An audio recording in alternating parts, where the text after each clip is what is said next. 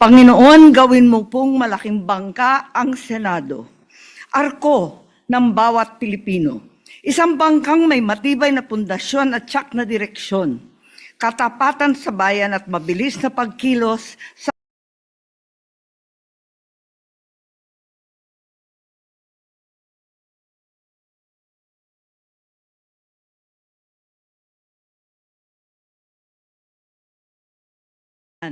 bawat senador. Dahil ang kapangyarihang bigay ninyo at ng bayan ay pantay-pantay at walang mas nakakataas.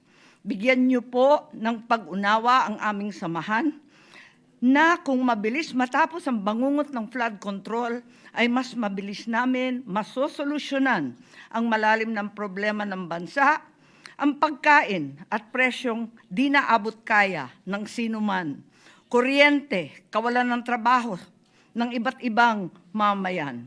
At Panginoon, ang kahit anong bangka ay lulubog kung kami mismo ang bubutas nito. Naway pangalagaan namin ang isa't isa bilang isang buong institusyon, proteksyonan at hindi ipagkanulo, bigyan ng pagkakataon at huwag busalan. Magkakaiba man ang layag, ay iisa lamang ang direksyon ng pagsagwan na mapunta ang bayan sa inyong mapagpalang gabay. Hinihiling po namin ito alang-alang sa mga Pilipinong nag-alay ng buhay sa bawat kalamidad at sa sigalot na lumiliyab na muli sa Mindanao. Naway, maisapuso naming mga senador na para sa kanila ang bawat desisyon at aksyon na aming gagawin. Kaawaan sana tayo ng Panginoon. Amen. The Secretary will please call the roll. Roll call of members. The Honorable Senator Aquino, Senator Cayetano Alan, Senator Cayetano Pia, Senator De La Rosa, Senator Ejercito, Senator Escudero, Senator Estrada, Senator Gatchalian, Senator Go, Senator Ontiveros, Senator Lacson, Senator Lapid, Senator Legarda, Senator Marcoleta, Senator Marcos, Senator Padilla, Senator Pangilinan, Senator Tulfo Erwin, Senator Tulfo Rafi, Senator Villanueva, Senator Villar Camille, Senator Villar Mark, Senator Zubiri. The Senate President is present. With 21 senators present, the chair declares, it's 22. With 22 senators present, the chair declares the presence of a quorum. Majority Leader. Thank you very much, Mr. President. Mr. President, I move that we dispense with the reading of the journal of the 37th session, Monday, January 26, and consider the same as approved. I so move, Mr. President. Any objection? Hearing none, the journal is approved. Mr. President, I move to proceed with the reference of business. Secretary will proceed with the reference of business. Resolutions. Resolution 207, resolution honoring and commending Ms. Rodora Alcaraz for her extraordinary heroism, selflessness, and courage in saving her employer's infant child and elderly mother during the deadly Hong Kong fire, and for exemplifying the noble character and sacrifice of Filipino overseas workers by Senator Lapid. Referred to the Committee on Rules. 208, resolution honoring the life and legacy of Rosa Rosal, celebrated Filipina actress and humanitarian, and expressing the profound condolences of the Senate of the Philippines to her family and loved ones by Senator Lapid. Referred to the Committee on Rules. 209, resolution directing the Committee on Justice to conduct an inquiry in aid of legislation to review and recommend revisions to the 2015 Omnibus Rules of Procedure of the Bureau of Immigration, particularly on summary deportation orders, in light of the reported rise of high-profile illegal immigrants in the Philippines and for other purposes by Senator Tulfo R.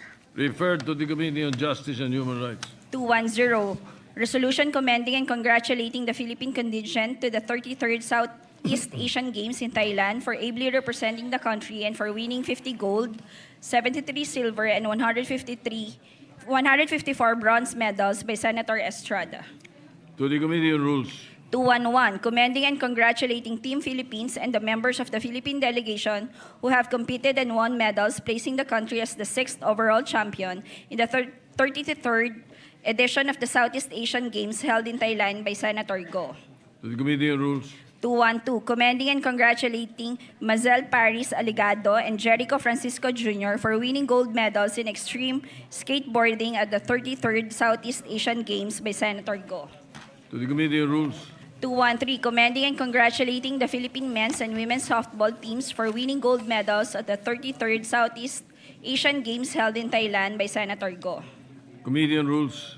214, commending and congratulating the Philippine women's swimming team for bringing home the gold medal in the women's 4x100 meters freestyle relay event at the 2025 Southeast Asian Games held in Thailand by Senator Go. To the Committee on Rules. 215, commending and congratulating Justine Macario and Takiana Mangin for their gold medal victories in Taekwondo at the 33rd Southeast Asian Games by Senator Go. To the Committee on Rules. 216, commending and congratulating Filipina tennis ace Alexandra Alex Ayala for capturing the gold medal in women's tennis singles at the 2025 Southeast Asian Games held in Thailand by Senator Go. To the Committee on Rules. 217, commending and congratulating the Philippine triathlon team for sweeping all 3 gold medals in the women's, men's, and mixed relay events at the 2025 Southeast Asian Games by Senator Go. To the Committee on Rules. 218, commending and congratulating the Elrin Ando for winning the gold medal in women's 63-kilogram weightlifting event at the 33rd Southeast Asian Games held in Thailand by Senator Go. To the Committee on Rules. 219, commending and congratulating Denver John Castillo for bringing home the gold medal in the men's under-19 windsurfing event at the 2025 Southeast Asian Games held in Thailand by Senator Go. To the Committee on Rules. 220, commending and congratulating Gabriel Thomas Dinet for capturing the gold medal in the men's wrestling event at the 2025 Southeast Asian Games held in Thailand by Senator Go. To the Committee on Rules. 221, commending and congratulating Agatha Wong and Jones in so far winning gold medals in Wushu at the 2025 Southeast Asian Games held in Thailand by Senator Go. To the Committee on Rules. 222, commending and congratulating the Philippines men's baseball team for winning the gold medal at the 33rd Southeast Asian Games in Thailand by Senator Go. To the Committee on Rules. 223, commending and congratulating the Philippine men's and women's Gilas basketball team for winning the gold medals at the 33rd Southeast Asian Games in Thailand by Senator Go. To the Committee on Rules. 224, commending and congratulating the Philippine women's beach volleyball team, Alas Pilipinas, for winning the country's first ever gold medal in women's beach volleyball at the Southeast Asian Games held in Thailand by Senator Go. To the Committee on Rules. 225, commending and congratulating the Philippine men's national bowling team for capturing the gold medal in the 2025 Southeast Asian Games held in Thailand by Senator Go. To the Committee on Rules. 226, commending and congratulating Yumir Marshall for capturing the gold medal in the men's 80-kilogram boxing event at the 2025 Southeast Asian Games held in Thailand by Senator Go. To the Committee on Rules. 227, commending and congratulating Filipino athletes John Cabang Tolentino, Joquet de los Santos, Hussein Loraliana, Naomi Cesar, and EJ Obiana for bagging the gold medal in their respective athletic events at the 2025 Southeast Asian Games held in Thailand by Senator To Go. the Committee on Rules. 228, commending and congratulating Philippine men's esports Cebol team for capturing the gold medal in Mobile Legends Bang Bang Esports event at the 2025 Southeast Asian Games held in Thailand by Senator Go. To the Committee on Rules. 229, commending and congratulating the Philippine women's football team for winning the country's first ever gold medal in women's football at the Southeast Asian Games held in Thailand by Senator Go. To the Committee on Rules. 230, commending and congratulating Aliyah Finegan, John Ivan de la Cruz, and Jasmine Althea Ramilo for their exemplary performance and gold medal victories in gymnastics at the 33rd Southeast Asian Games by Senator Go. To the Committee on Rules. 231, commending and congratulating Peter Gross-Close for his outstanding performance and for winning the gold medal in the ice skating event at the 2025 Southeast Asian Games held in Thailand by Senator Go. To the Committee on Rules. 232, commending and congratulating Dean Michael Rojas and Kimberly Ann Custodio for their gold medal victories in Jiu-Jitsu at the 33rd Southeast Asian Games by Senator Go. To the Committee on Rules. 233, commending and congratulating the Philippine Judo Team and Chino C for capturing the gold medal in their respective judo events at the 2025 Southeast Asian Games held in Thailand by Senator Go.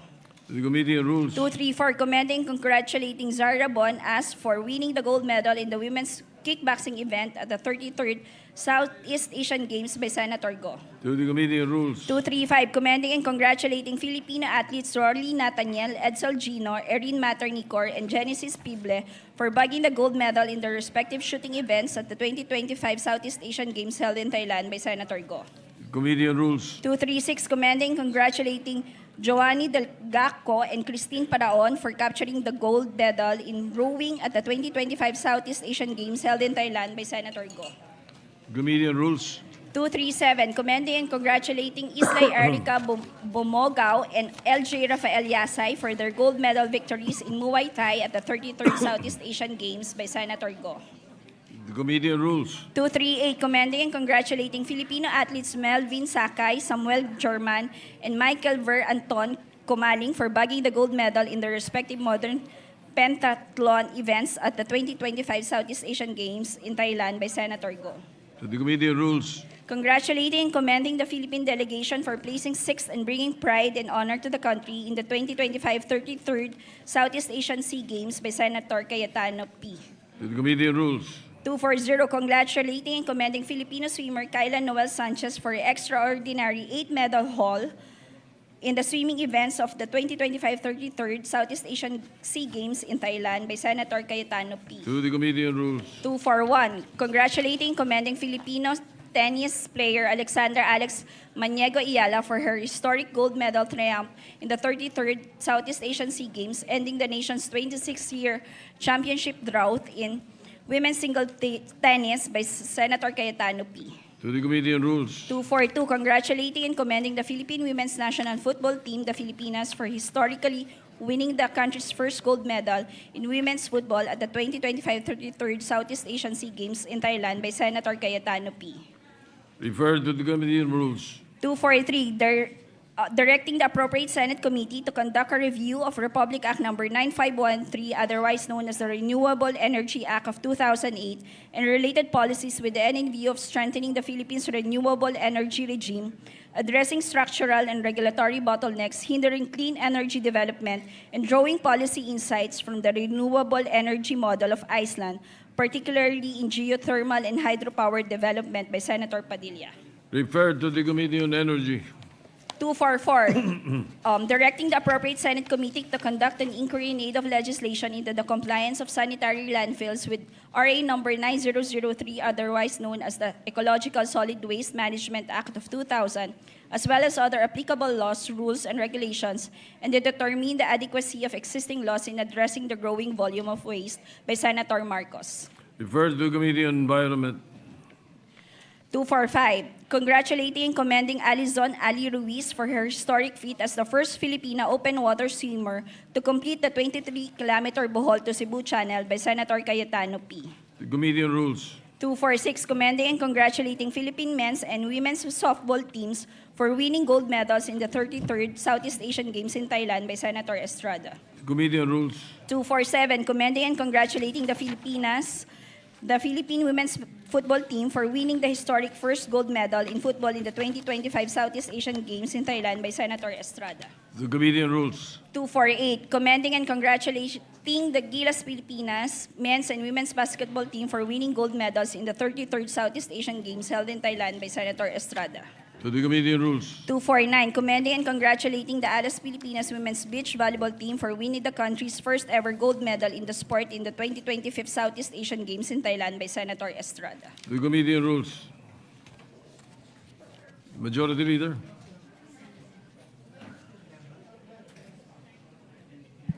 Thank you, Mr. President.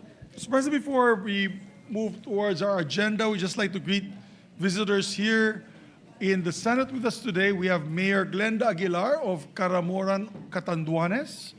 We have, of course, the education officials are here. Secretary Sani Angara, Yusek Fatima Panuntongan, Yusek Willie Cabral, OIC Yusek Carmela Oracion, OICU Sec Edson Byron C., and Executive Director Jenny Hoxon.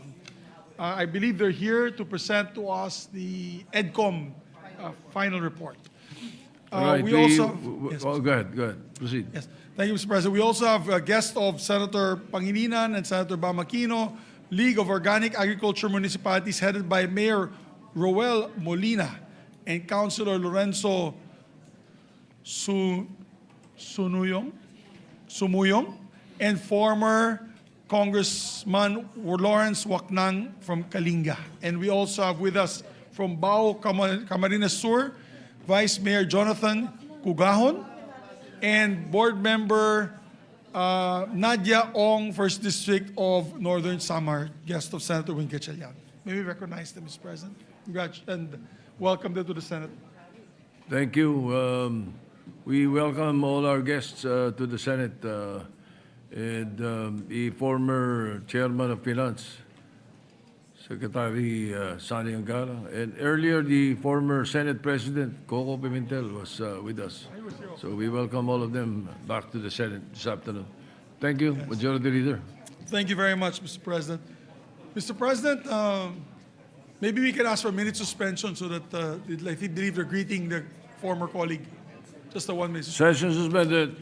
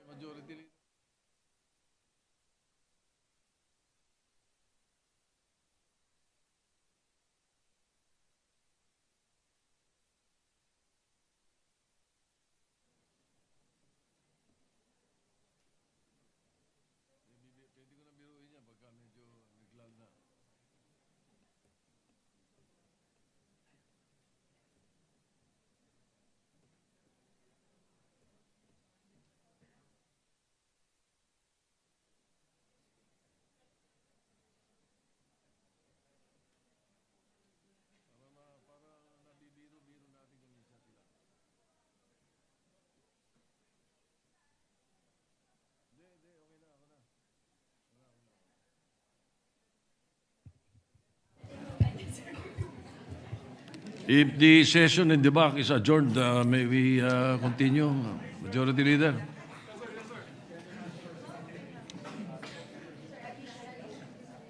because there is additional reference. The session is resumed. Yes, I move for the additional Sorry, reference Leader. of business, Mr. President. Yes, Thank the you. additional reference of business, Secretary will proceed.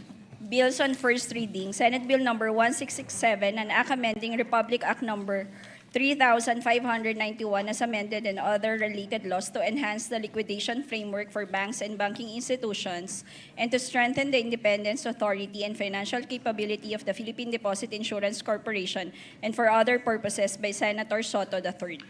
Approved. I mean, referred to the committees on banks, government corporations, and ways and means. 1668, an act mandating the use of health rating system on the labels of packaged food products by Senator Tulfo R. Referred to committees on health and trade. 1669, an act defining and prohibiting overcapacity or overloading in public transportation, prescribing stiffer penalties therefore and for other purposes by Senator Tulfo R. Referred to the Committee on Public Services. 1670, an act prohibiting the publication and proliferation of false information or fake news, establishing measures for fact-checking and platform accountability, and prescribing penalties therefore by Senator Tulfo R. Referred to the Committee on Public Information. 1671, an act mandating and institutionalizing rollover data allocation schemes and providing for penalties by Senator Tulfo R. Referred to the Committee on Public Services. Resolutions.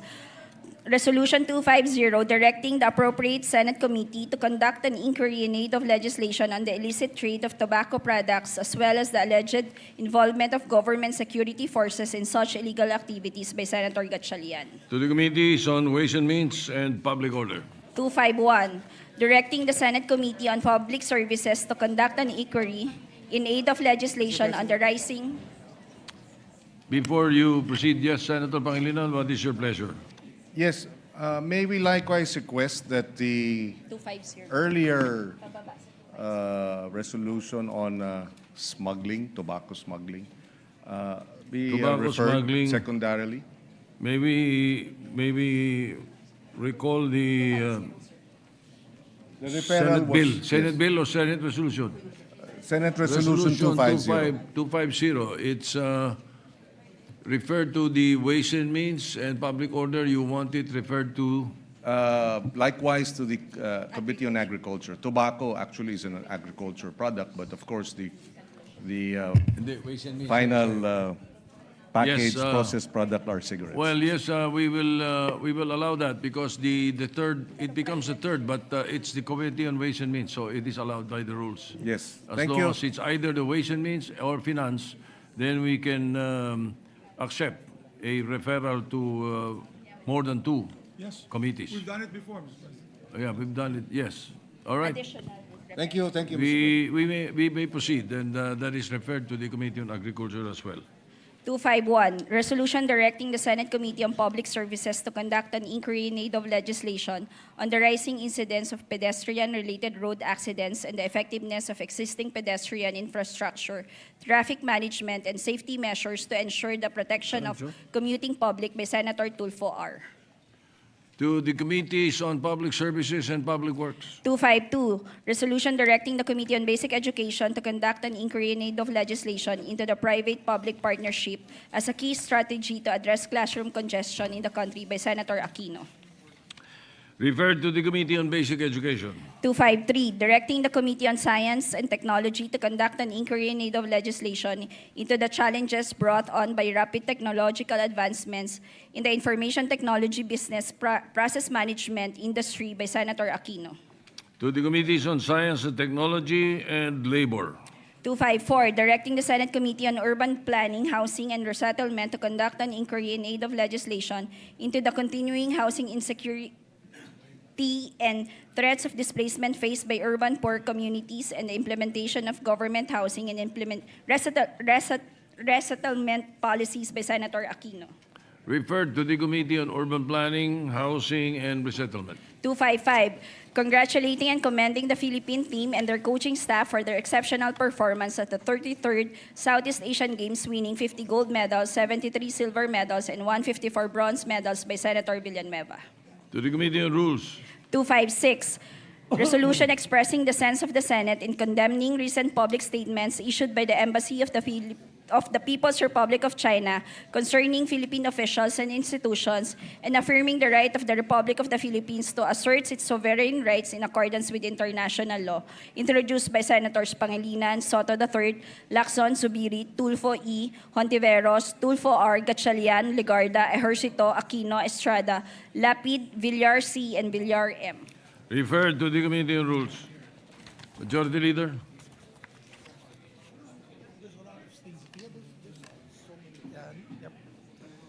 Thank you, Mr. President.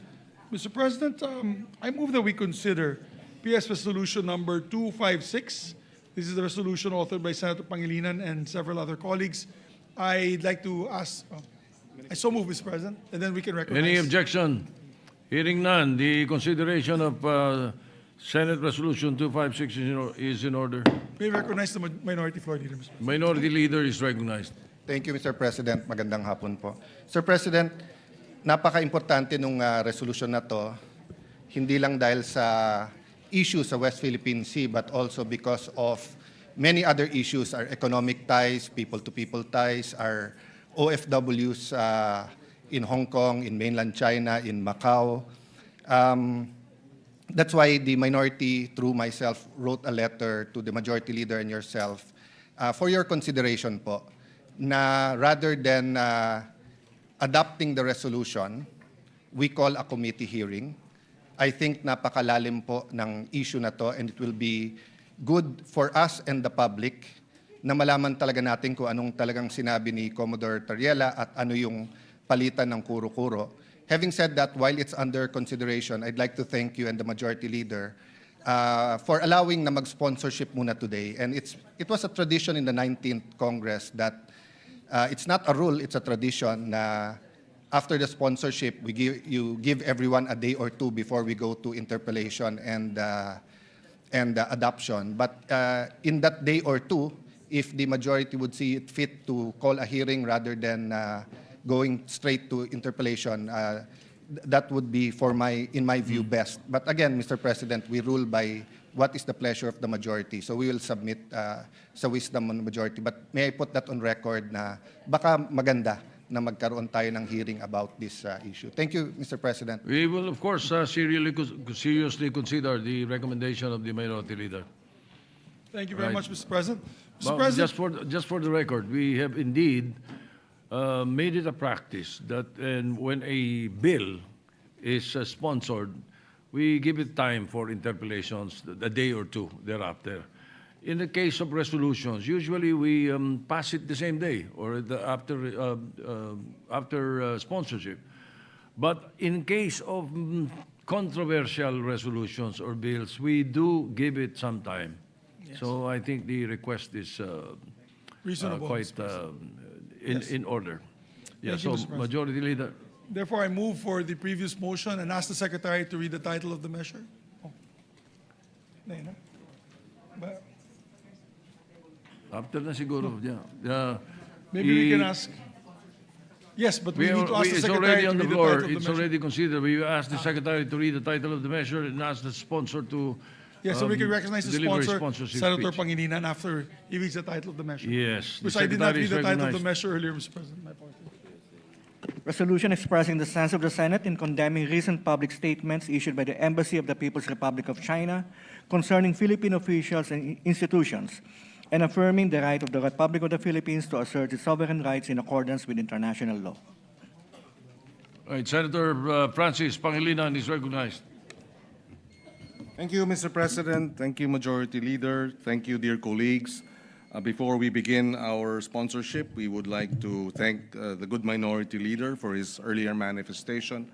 And we too share in the earlier manifestation of the Senate President that given the controversies behind this resolution, we have no objection as to allowing our colleagues time to interpellate or perhaps even bring the matter to a Senate hearing after we have sponsored it and before adopting it, Mr. President.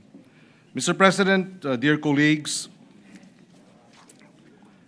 it is my honor to sponsor and principally author proposed Senate Resolution number 256, together with Senate President Tito Soto, Vicente Soto III, Senate Pro Tempore Ping Lacson, Majority Leader Mig Zubiri, Senators Erwin and Rafi Tulfo, Risa Ontiveros, Win Gatchalian, Lauren Legarda, JV Ejercito, Bam Aquino, Jinggoy Estrada, Lito Lapid, Camille, and Mark Villar. May we also place on record that while they have affixed their signatures to this resolution, this does not mean that those who did not affix their signatures are objecting to this resolution. Precisely why, ultimately, in the end, it is when we move to call for a vote on this resolution that there we will determine who among our colleagues will support it or not. Introducing this measure does not mean that those who did not introduce this measure are opposed to this measure. Just for the record, Mr. President. Mr. President, dear colleagues, our Constitution mandates us to protect the Republic's sovereignty, territorial integrity, political independence, and dignity.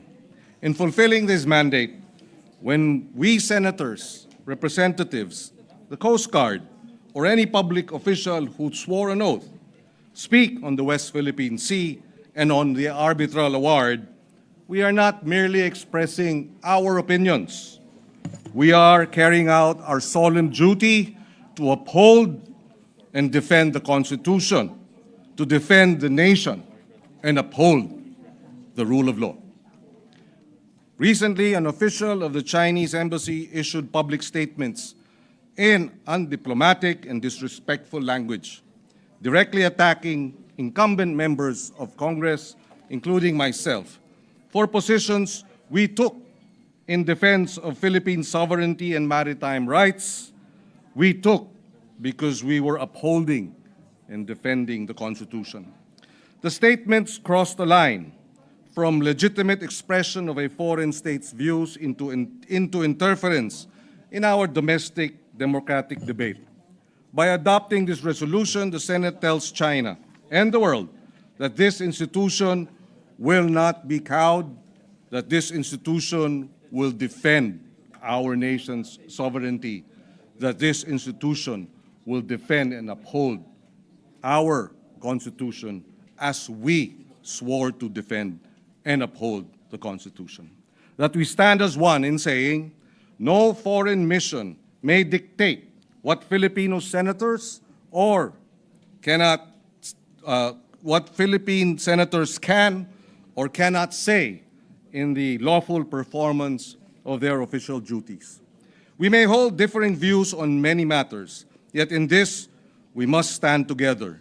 We uphold our officials when they speak on behalf of our nation, and we safeguard our institutions when they are disparaged by outsiders. Second, this resolution is addressed to our own Department of Foreign Affairs. We acknowledge that the DFA last night issued a statement expressing serious concerns over the escalating exchanges and has made, quote, firm representations to the Chinese side. This action responds directly to our call in the whereas clauses of this resolution that the DFA engage in the government of the People's Republic of China, quote, in accordance with international law and established principles of state relations, end of quote. But we must also note, while China has summoned our ambassador in Beijing over remarks made by Philippine officials at home, it is their embassy that has publicly disparaged our legislators, our officials of the armed forces, our officials of the Coast Guard, and questioned our motives, sought to restrict what we say in our territory. That imbalance must not be allowed. It is incumbent upon the DFA to protect the country's sovereign rights and, standing in the community of nations, do more, go further. Third, our resolution addresses China's embassy in Manila. We know this pattern. The harsh public statements against Philippine officials are part of a wider strategy to harass and to intimidate those who defend our maritime rights, to discredit our legal victory before the arbitral tribunal under UNCLOS and to reverse the reality that their 9-line claim an absurd position of claiming 90% of the West Philippine Sea and the South China Sea, or 500,000 square kilometers of our exclusive economic zone. We cannot allow this to pass. At sea, this strategy manifests as dangerous maneuvers, water cannon attacks, ramming and blockades against our vessels, and attacking our fishermen, harassing them in the West Philippine Sea. In words, it manifests as propaganda, disinformation, and now direct attacks against senators, Coast Guard officers, and other public servants. We know their goal: to make the Philippines doubt itself, to make the international community doubt the rulings, to employ the divide and rule strategy by dividing our people and making our people fearful, and to pressure us into accepting so-called arrangements that quietly erode what we lawfully possess. So we say this with firmness, but without hatred. This is not the job of a diplomatic mission.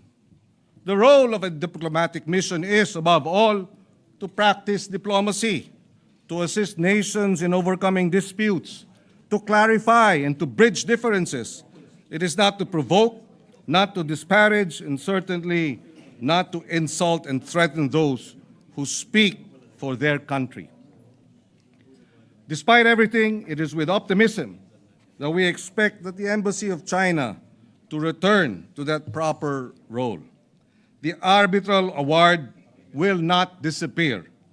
The 9-line has been rejected. That reality cannot be reversed by trolling, by insults, or by pressure. Accept that the international law, particularly the UNCLOS, of which China is a signatory to, applies to all member states, that all parties need to work toward mechanisms that respect every claimant's country's sovereign rights and legitimate interests. We also thank the international community for their steadfast support of the rule of law, affirming the arbitral award and the Philippines' sovereign rights, as well as rights over our exclusive economic zone, for consistently calling out China on its escalating aggressive behavior in the West Philippine Sea. Pero higit sa lahat, ang resolusyon na ito ay para sa buong sambayanan. Sa ating mga mangingisda na naapektuhan, tuwing nagsasalita kami sa bulwagang ito tungkol sa ating karapatan sa ilalim ng pandaigdigang batas, kayo ang aming ipinagtatanggol. Pinagtatanggol ang karapatan ninyong mangisda ng malaya sa ating karagatan ng walang takot. Sa ating Coast Guard at Armed Forces, kasama ninyo ang Senado sa nananinindigan. Saludo kami sa inyong tapang at hindi namin kayo pababayaan.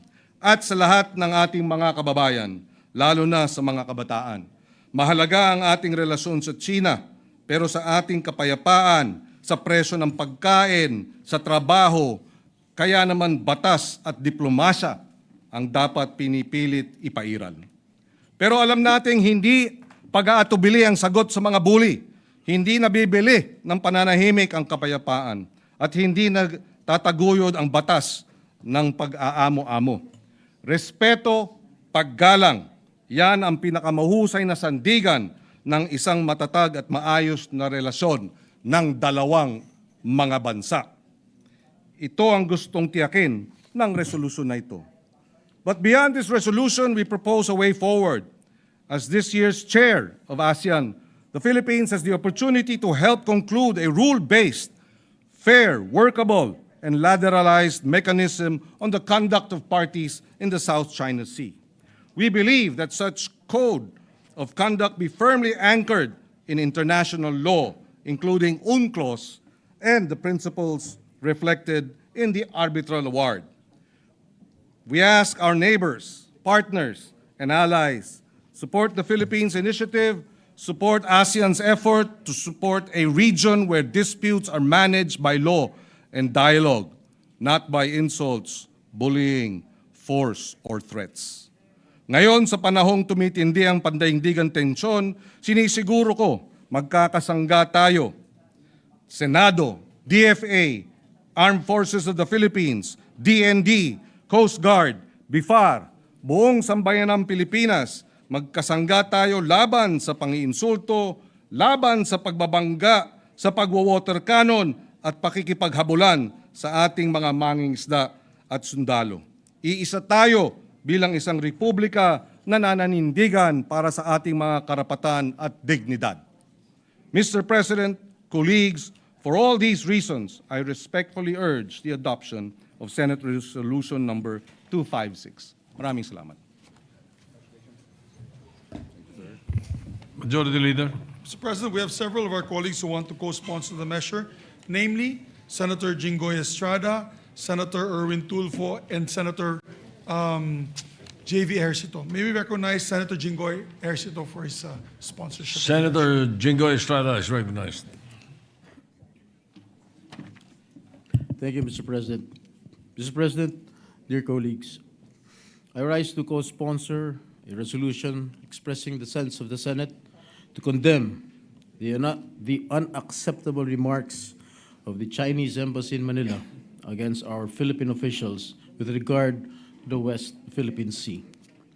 I pose this question: what is the business of Chinese embassy officials criticizing our public officials and even calling them names, branding senators as helpers of Philippine Coast Guard Commodore J. Tariela in defending our rights in the West Philippine Sea because, as they claim, Commodore Tariela can't win over the argument. Hindi man ako sang-ayon sa naging gawin ni Commodore Tariela, ngunit hindi ito sapat na dahilan upang pakialaman ng Chinese Embassy ang internal affairs at soberenya ng ating bansa. This is not only an assault against individual senators, but an affront to the Philippine Senate as an institution. This representation joins the chorus in strongly condemning the pronouncements of the Chinese Embassy in Manila against our public officials. We should not just let this slide.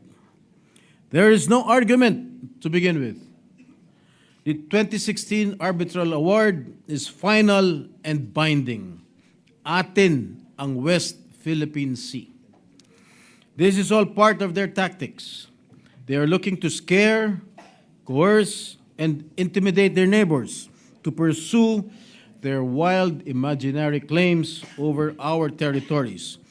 Even after an arbitral ruling delivered a unanimous and enduring decision in 2016, firmly asserting that the Philippines has a full exclusive economic zone in the West Philippine Sea, invalidating China's claim to almost 80% of the Philippines' EEZ.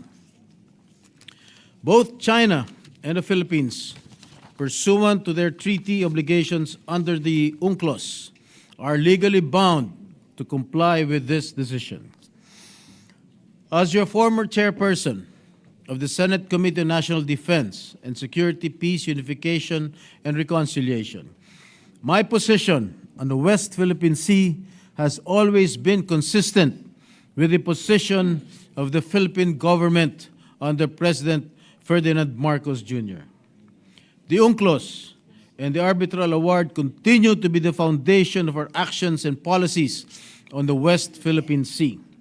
But China had no respect for the 2016 arbitral ruling and for the international law, just as they had no respect to our fishermen, even water cannoning them, to the Philippine Coast Guard and the Philippine Navy patrols, and recently to the elected senators of this republic. Namimihasa na kayo. O walang iya. Sino ba pumapanig sa kanila sa pang-angkin sa West Philippine Sea? Ang sagot, halos wala. Hindi ang international na batas, hindi ang pandaigdigang komunidad, at lalong hindi ang mga bansang direktang apektado ng kanilang pang-angkin. Ang tinatawag nilang historical rights ay hindi kinikilala ng modernong batas pandagat, at ang pagdidikta sa pamamagitan ng lakas o puwersa ay hindi nagiging katotohanan kahit idaan pa sa pananakot at mapanganib na maniobra. Kahit gaano pa kadami at kalaki ang kanilang barko at kahit idaan pa sa propaganda na walang basehan. Mr. President, we as a nation will continue to assert our rights under international law. Our kababayans deserve nothing less than a government that firmly stands its ground in asserting our sovereignty and defending our nation's interest. Mr. President, I repeat, atin ang West Philippine Sea. Maraming salamat po. Thank you, Majority Leader. Next to sponsor, Mr. President, is our distinguished colleague, Senator Erwin Tulfo. Senator Erwin Tulfo is recognized to co-sponsor. Thank you, Mr. President.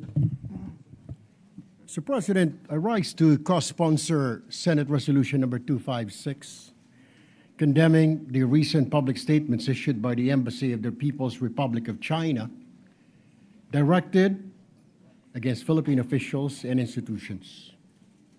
The question now, Mr. President, is bawal na po bang kondinahin natin ang mga pahayag ng China laban sa ating mga opisyal at mga pinagagawa nito sa ating teritoryo? Isa lang po ang tanong, bawal na po ba? Kasi sa huli ko pong basa ayon po sa ating konstitusyon, ay meron po tayong kalayaan sa pagpapahayag. There is freedom of speech, Mr. President. And I also want to remind not only the Embassy of China, but other diplomatic missions as well in our country, that in the Vienna Convention of Diplomatic Relations of 1961, it clearly states one of the functions of a diplomatic mission includes promoting friendly relations between the sending state and the receiving state, tayo po yun, and the developing their economic, cultural, and scientific relations. A diplomatic agent shall enjoy immunity from criminal of the receiving state, immunity from criminal cases of the receiving state. He shall enjoy immunity from its civil and administrative jurisdiction with exceptions.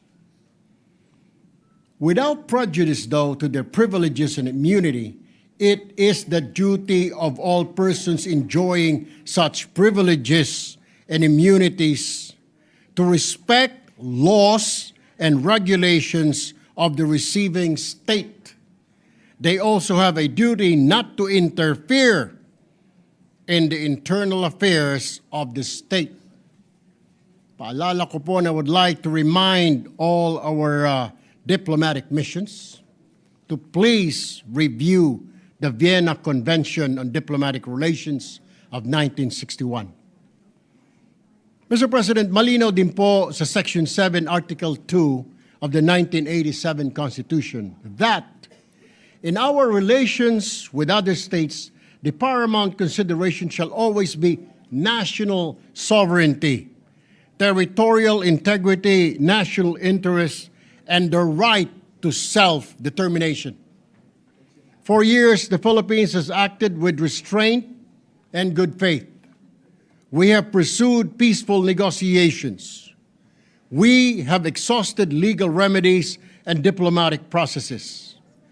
We have chosen dialogue over confrontation, law over force, and cooperation over conflict.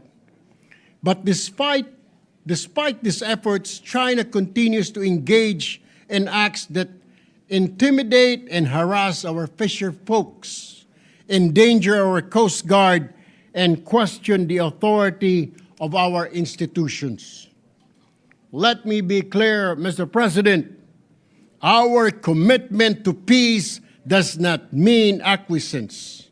Our preference for diplomacy does not mean silence in the face of bullying. We will not tolerate statements or actions that demean our officials, undermine our sovereignty, or erode our national dignity. There comes a time when a nation must speak with clarity and firmness. And that time is now, Mr. President. It is time to stand for our country, to defend our people, and to assert peacefully but firmly that the Philippines will not be treated as less than an equal. For this reason, I fully and unequivocally support this resolution. Maraming salamat po, Ginoong Pangulo. Next to co-sponsor the measure, Mr. President, Yes. is Senator J.V. Ejercito. May we recognize him. Senator J.B. Ejercito is recognized. Mr. President, my dear colleagues, good afternoon. Tinuturing ko pong pagtaguyod ng aking sinumpang tungkulin sa ating konstitusyon at sa minamahal nating bayan bilang halal na senador ng Republika ng Pilipinas ang pagtindig at pagsuporta sa proposed Senate Resolution number 256. Mr. President, let me reiterate my position yesterday. Hindi po tayo magpipikit mata at magbibingi-bingihan at lalong hindi po mali ang tumindig para sa interes ng Pilipinas at soberenya ng ating bansa. For the record, dear colleagues, we also want to find a way to restore our relationship and extend once more the hand of friendship to the People's Republic of China. We recognize that this relationship runs deep, not just between our two governments, but between our two peoples. However, any effort to repair and restore this relationship must be rooted in mutual respect as equals, as sovereign members of the community of nations. Mr. President, siguro po hindi nakakatuwa na marinig sa Chinese Embassy officials, sa bagong katatalaga pa lang na ambassador, ang mga salitang hindi magaganda sa ating mga mismong opisyal na tayo po ang host country. Kung ganito po ay dapat siguro ay hindi pa naman natin idideklara person ng grata, pero kung ganito ay sana'y palitan po siya dahil hindi nakakatulong sa tensyonado ng sitwasyon ng ating bansa. Ang ambassador sana po ay dinadaan sa diplomasya para maayos, maging maganda ang relasyon ng China at Pilipinas. Pero kung ganito po, ang pag-uugali at karakter ng bagong ambassador ay hindi po makakatulong sa relasyon ng China at Pilipinas. Mr. President, the arbitral award that was hard-won under the legal framework of the United Nations Convention on the Law of the Sea, or UNCLOS, is a fact that international law that no amount of coercion or distortion can erase. And our friends from the People's Republic must come to understand that asserting our rights as a sovereign nation is not provocation, nor is it a duty that will shirk from even in the face of forceful intimidation. Tinataguyod po natin ito para sa mga mangingisdang Pilipino na halos araw-araw hinaharap ang pananakot ng pambobomba ng tubig ng mga dambuhalang barko ng mga dayuhan para lamang makapangisda sa sarili nating karagatan. Para din po ito sa ating po mga Coast Guard na binubuli ng mga mas malalaking barko mula sa China. Kasama po ninyo ang representasyong ito at ang inyong Senado sa matatag na pagtindig para sa bandila, para sa bayan. Dahil ang sa Pilipinas ay sa Pilipinas at hindi natin kailanman isusuko ang ating kasarilan. Maraming salamat po, Ginoong Pangulo. Mr. President, Majority Leader. we have two other colleagues. Senator Raffy Tulfo would like to insert for the record his sponsorship of the measure, as well as Senator Lauren Legarda. Both will insert to the record. Senator Raffy Tulfo and Senator Lauren Legarda. Lauren Legarda. Yes, Mr. President. All right, so inserted into the records. And we'd like to recognize our distinguished Deputy Majority Floor Leader, Senator Risa Ontiveros, to also give a manifestation. Senator Risa Ontiveros is recognized.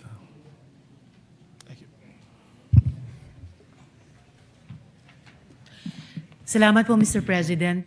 By way of a very brief co-sponsorship and more of a manifestation, gusto ko lang pong i-bring sa atensyon ng lahat ng mga kasama dito sa Senado na nung oras na 3:22 p.m. ngayong hapon, 22 minutes lamang mula nung binuksan natin ang ating sesyon at posibleng bago pa ispinonsor ng Ginoo mula sa Pampanga, Senator Kiko, ang ating Sense of the Senate na resolution, may post na naman ang Chinese Embassy Manila tungkol sa paksa ng ating resolusyon. Ngayon naman, si Deputy Spokesperson of the Chinese Embassy, Guo Wei, sabi niya, echoes do not make a claim true. What matters is whether the argument stands up to scrutiny, not how many voices repeat it.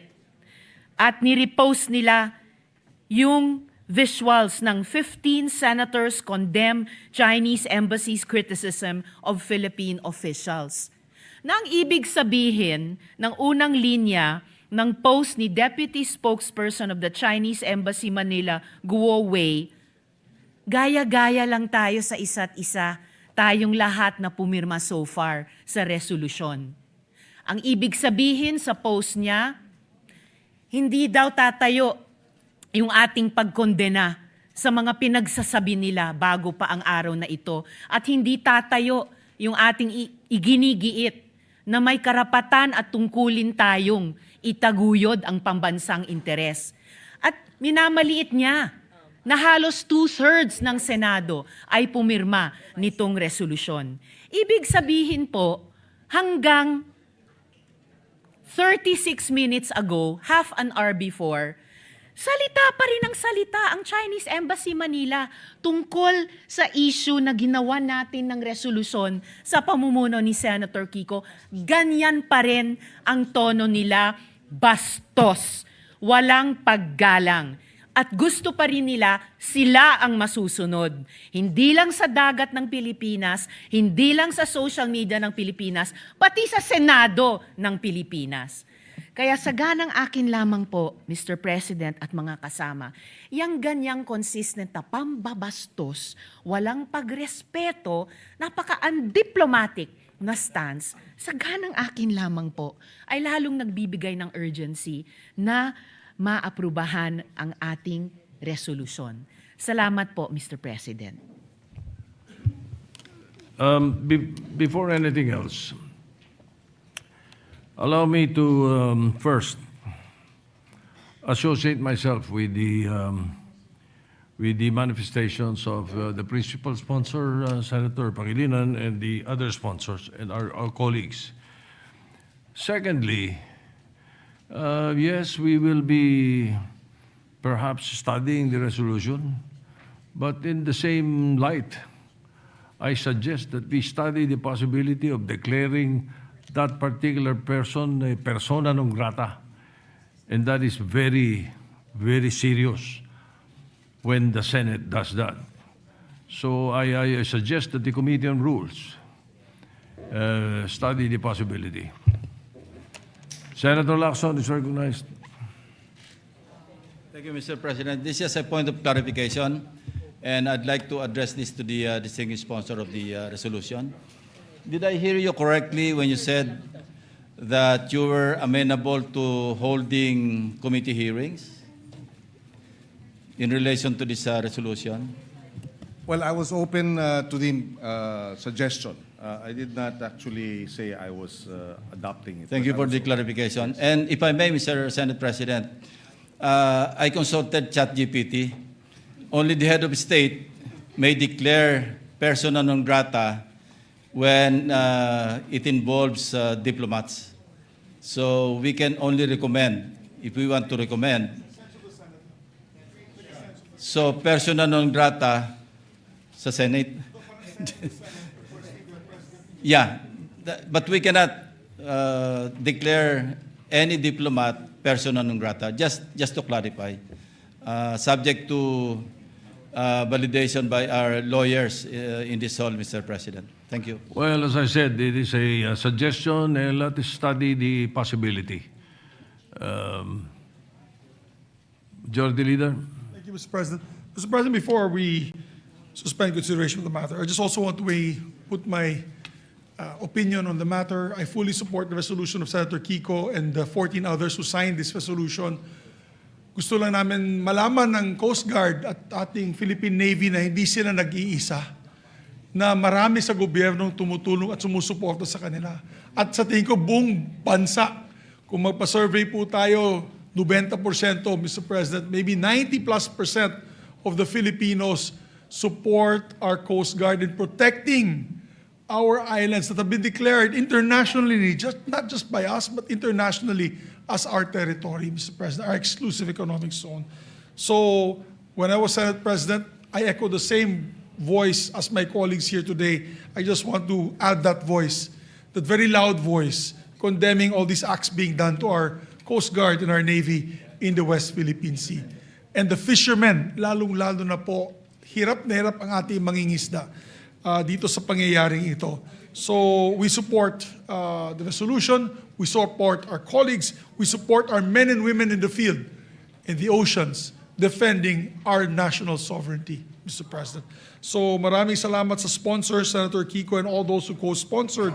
But to give our other colleagues a chance to read and study the resolution, let's limit it possibly, Mr. President, with the permission of the body, on discussions on the floor. Let's just do debates and interpellations.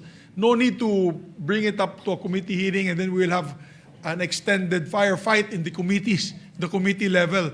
I think the debate can actually be done on the floor. Let us discuss the positions on the floor, Mr. President. And then let us debate amongst ourselves what is the best course forward for our people and for our sovereignty, Mr. President. And therefore, to allow our colleagues maybe some time to study the measure, I move that we suspend temporarily the consideration of PS Resolution 256 that we can take up on another day, maybe tomorrow, and start the debate, Mr. President.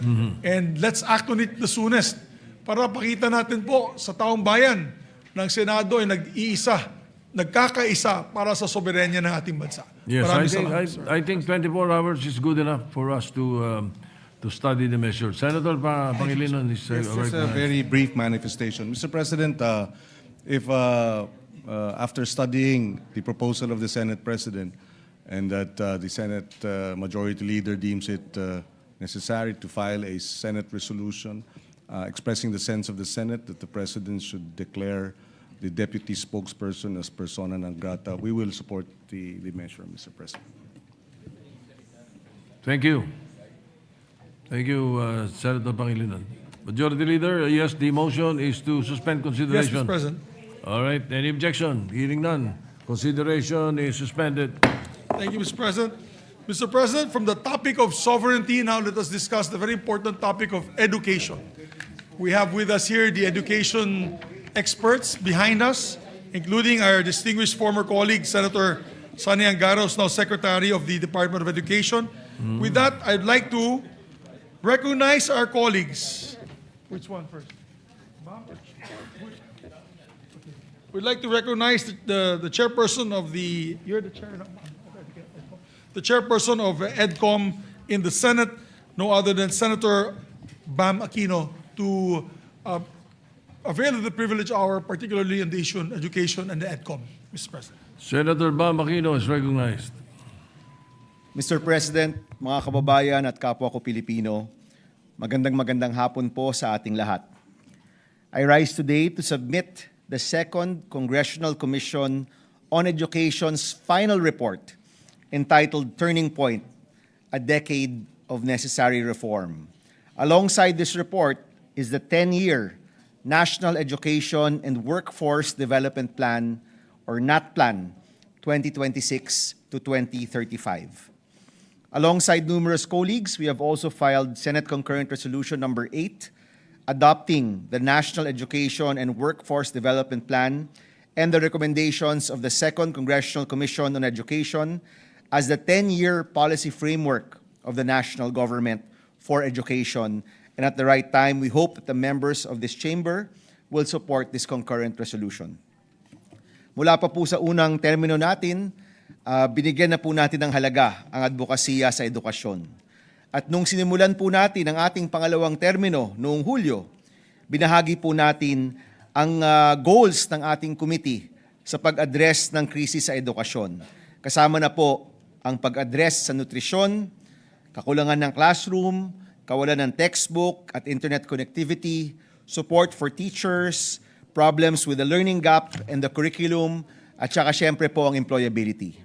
Matagal po nating painiwala na ang unang hakbang tungo sa reforma ay ang tamang pagtukoy sa mga problema. At dahil po sa EDCOM report, nagagawa po natin ito. Mula po noon, diniin na po natin na ang kailangan ng kabataan at ang ating bayan ay edukasyon at hindi korupsyon. Kaya nais po natin pasalamatan ang ating co-chairpersons, Senator Lauren Legarda, Congressman Roman Romulo, and Congressman Jude Asidre. Kasama rin po ang ating EDCOM 2 commissioners, Senator Alan Cayetano, Senator Win Gatchalian, Senator Joel Villanueva, and our congressional counterparts, Congressman Steve Solon, Congressman Zia Alonte, and Congresswoman Ana Veloso Tuazon. Papasalamatan ko rin po ang ating dating commissioners, Senator Pia Cayetano, Senator Chis Escudero, Senator Coco Pimentel, Congressman Mark Go, Congressman Khalid Di Maporo, and Congressman Pablo John Garcia. Siyempre po, nais rin po natin magpasalamat sa EDCOM team led by Executive Director Dr. Carol Mark Yee alongside the EDCOM Advisory Council and the Standing Committee members. At siyempre, maraming salamat din sa ating former colleague and former EDCOM Commissioner, now Secretary of Education, Sani Angara, who is with us today. Our Commission on Higher Education Chair, Shirley Agrupis, and TESDA Director General, Kiko Benitez. Isa po sa pinaka-nakakabahalang nailantad ng EDCOM report sa mga nakaraang araw ay ang issue ng proficiency. Ito po ang kahusayan ng isang estudyante, hindi lang po sa pagbabasa o literasiya, pero sa husay sa lahat ng asignatura. Ayon po sa EDCOM, kada akyat ng estudyante sa susunod na antas, bumababa ang kanyang kahusayan. Mula po sa grade 3, kung saan 30.5% ang proficient, bumabagsak po ito sa 0.47% pagdating ng grade 12 o sa huling taon ng senior high school. Out of every 1,000 senior high school graduates, only 4 are truly ready. Nung una ko po itong nabasa, sa totoo lang po, parang nanlamig po tayo. Hindi po ako makapaniwala. Pero sa totoo lang po, ang datos ay datos at ito ang datos ng ating report. At doon po, nakikita natin kung gaano kalala at gaano kalalim ang krisis sa ating edukasyon. Mr. President, pag mababa ang proficiency, apektado ang buong lipunan. Kung hindi marunong makaintindi ng matematika at agham, hindi marunong magbasa at magsulat, hindi rin po sila makakapasok at gagraduate ng high school o ng kolehiyo o makapagtatrabaho ng maayos. Kung magtutuloy po at hindi ho natin aagapan ang krisis sa edukasyon, milyong-milyong pangarap ang mawawala at masasayang. Sa ating pong konsultasyon, narinig po natin ang mga kwento ng mga guro. Para sa isa kong estudyante, sabi po ng isang guro, ang kawalan ng kakayahang magbasa ay kawalan ng kanyang boses. Sabi naman po ng isa pang guro na nakausap natin, ang low proficiency nakita niya sa isang bata na kahit sariling kaarawan at edad, hindi po makilala. Ang alam lang ang tunog ng mga letrang bubuo ng kanyang pangalan, yun lang po ang tanging niyang naiintindihan. Ayon po sa EDCOM at sa ating konsultasyon, ang low proficiency rates ay tumutukoy sa malalim na issue sa sistema ng ating edukasyon. These low proficiency rates are indicative of the overall magnitude of our crisis in education. Oo, nagkapandemya, pero aminin na po natin na itong kalagayan ng ating edukasyon ay dahil rin po sa pagpapabaya. Hindi lang po ng isa o dalawang tao, kundi nating lahat. Sa pagpapabaya at maling prioridad, nagdulot po nito. We must face this head-on.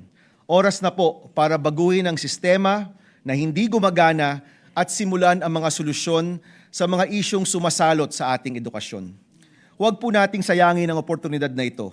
Siguraduhin natin na mahusay at mabisa ang implementasyon ng pinakamalaking education budget sa ating kasaysayan at ng mga reformang pinagalaban po natin para tuloy-tuloy ang reforma at pondo, hindi lang po para next year, but for the next 10 years.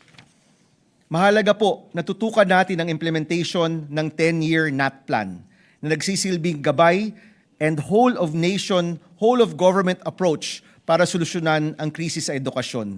Yung NAT plan po isang roadmap at nasa atin po para tahakin ito. Nasa ehekutibo, nasa legislatura, nasa mamamayan, guro, estudyante at mga magulang. Nasa atin po para sundan ang roadmap, bigyan ng tamang pondo at importansya at siguraduhin ang implementation po nito. Sa tulong ng NAT plan bilang gabay, tutugunan po natin ang mga pangailangan ng mag-aaral sa bawat antas ng kanilang pag-aaral. Sa early childhood or kinder to grade 3, sapat na nutrisyon para tugunan ang malnutrition at stunting. Sa elementary, junior high school, maayos na learning environment, address the classroom gap, provide free internet, textbooks at syempre tugunan ang low proficiency rates. Sa senior high school students, TechVoc students sa ilalim ng TVET, at mga gagraduate ng college, suporta sa School to Employment Program. Sa higher education, tamang implementasyon ng libreng kolehiyo para magkaroon ng siguradong trabaho. Ilan lang po yan sa mga priority na makikita sa NAT plan at napakahaba po sa totoo lang ng listahan. Pero naniniwala po ako na may pag-asa pa rin. Kahit ganito po ang nakikita nating datos, meron naman pong pag-asang nakikita din. Unang-una, nakamit po natin ang pinakamalaking budget para sa edukasyon sa kasaysayan ng ating bansa. Of course, headed by our Chairman of Finance, Senator Gatchalian. 1.34 trillion pesos para sa edukasyon, para sa classrooms, nutrition, textbook, libreng kolehiyo, at subsidiya at allowance ng mga estudyante. Malaking panalo po ito para sa estudyanteng Pilipino. Ang mahalaga po ngayon, ang pondo na ito ma-implement ng maayos, sa tamang presyo at sa tamang panahon. Pangalawa, tuloy-tuloy po yung pagpasa natin ng mga reformang kinakailangan. Just yesterday, we passed on third reading the Classroom Building Acceleration Program. Isa pong ehemplo ng pagsasama-sama para sa kabataang Pilipino at estudyanteng Pilipino. Kanina po, nag-uusap kami ni Secretary Angara at sabi nga po, magandang goal ang masimulan ang 25,000 classrooms ngayong 2026. Sa totoo lang po, malaking talon po ito mula po sa 2025 goals.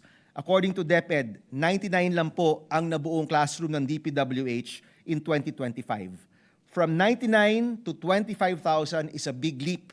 Pero naniniwala po ako kung tulong-tulong po tayo, kasama ng mga LGU, ng mga CSO, nakatutok ang legislatura, nakafocus ang ehekutibo, kung tulong-tulong po tayo, magagawa po natin ang record-breaking 25,000 classrooms started in 2026.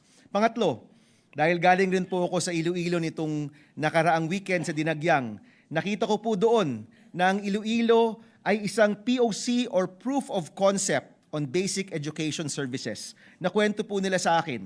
Nung nagsimula po sila, 3 out of 10 grade 3 learners could read. Only 3 out of 10. Kumbaga po, 30% lang yung kayang magbasa. Pero sa partnership po ng DepEd, ng EDCOM, ng Iloilo LGU at ng Sinergia Foundation, nataas po nila ang literacy rates mula 30% to 90%. Isa pong proof of concept na kaya po nating matawid ang napakababang numero pagdating sa proficiency. Nagawa po nila ito sa tamang paggamit ng pondo, kasama po ang empowerment and accountability ng mga LGU at mga komunidad. Nung hinarap na daw po ang datos sa mga mayor at mga barangay captain, nung nakita nila ilang estudyante ang hindi marunong magbasa, ilang estudyante yung laging behind, yung mga mayor, governor, barangay captain, kasama ng mga magulang, ng guro at mga estudyante, nagtulungan para itong 30% learning rate po nila naging 90% literacy rate. Nakikita po natin na mga ehemplo gaya po nito na meron pong mga pag-asa, meron pong magandang kwento, meron pong totoong solusyon ay pwede pong maikalat sa buong Pilipinas, hindi lamang sa isang lugar o isang probinsya lamang. Ito pong mga ang nakikita po natin yung tamang pagpondo, patuloy na pagpasa ng mga reforma, and proof of concepts in different provinces and regions in our country, ito po yung nagbibigay sa atin ng pag-asa na kahit hindi ho maganda itong nasa report, nakikita ho natin na may pag-asa po tayo pagdating sa pag-address ng krisis sa edukasyon sa ating bansa. Lahat po tayo, mula presidente, mga mambabatas, mga LGU officials, hanggang barangay captain, kailangan po talaga magsama-sama at magtrabaho para bumuo ng panibagong solusyon sa mga matagal ng problema sa sistema ng ating edukasyon. Meron na po tayong historic funding.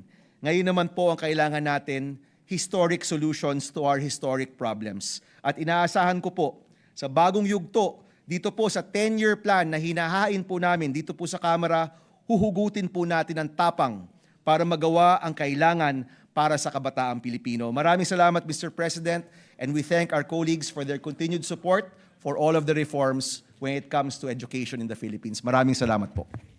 Thank you, Senator Bamakino, for that EDCOM report. Majority, yes, Senator Erwin Tulfo is recognized.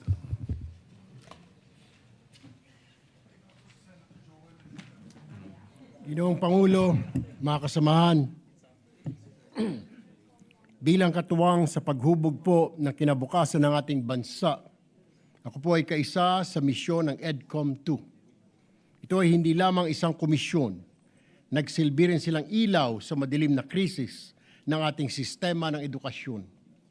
Sa loob lamang po ng 3 taon, napatunayan ng EDCOM 2 na ang pagbabago ay hindi lamang isang pangarap, kundi isang planong may konkretong hakbang. Kaugnay nito, nagtitiwala kami sa maigting nagpagbabantay para maisakatuparan ang 10-year National Roadmap na nakapaloob sa Turning Point EDCOM 2 report.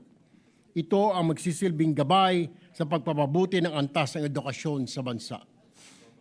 Tayo ay patuloy na umaasa sa mahusay na pamumuno ni Dr. Carol Marquis ng ating DepEd Secretary Sani Angara at sa suporta ng ating mga chairperson, Senator Bamakino, Senadora Loren Legarda at sa mga commissioners, Senator Win Gatchalian, Senator Joel Villanueva, gayon din sa patuloy na pagkakaisa ng lahat ng institusyon, mga guro, mga magulang, upang makapaghatid po ng kalidad na edukasyon sa ating mga mag-aaral.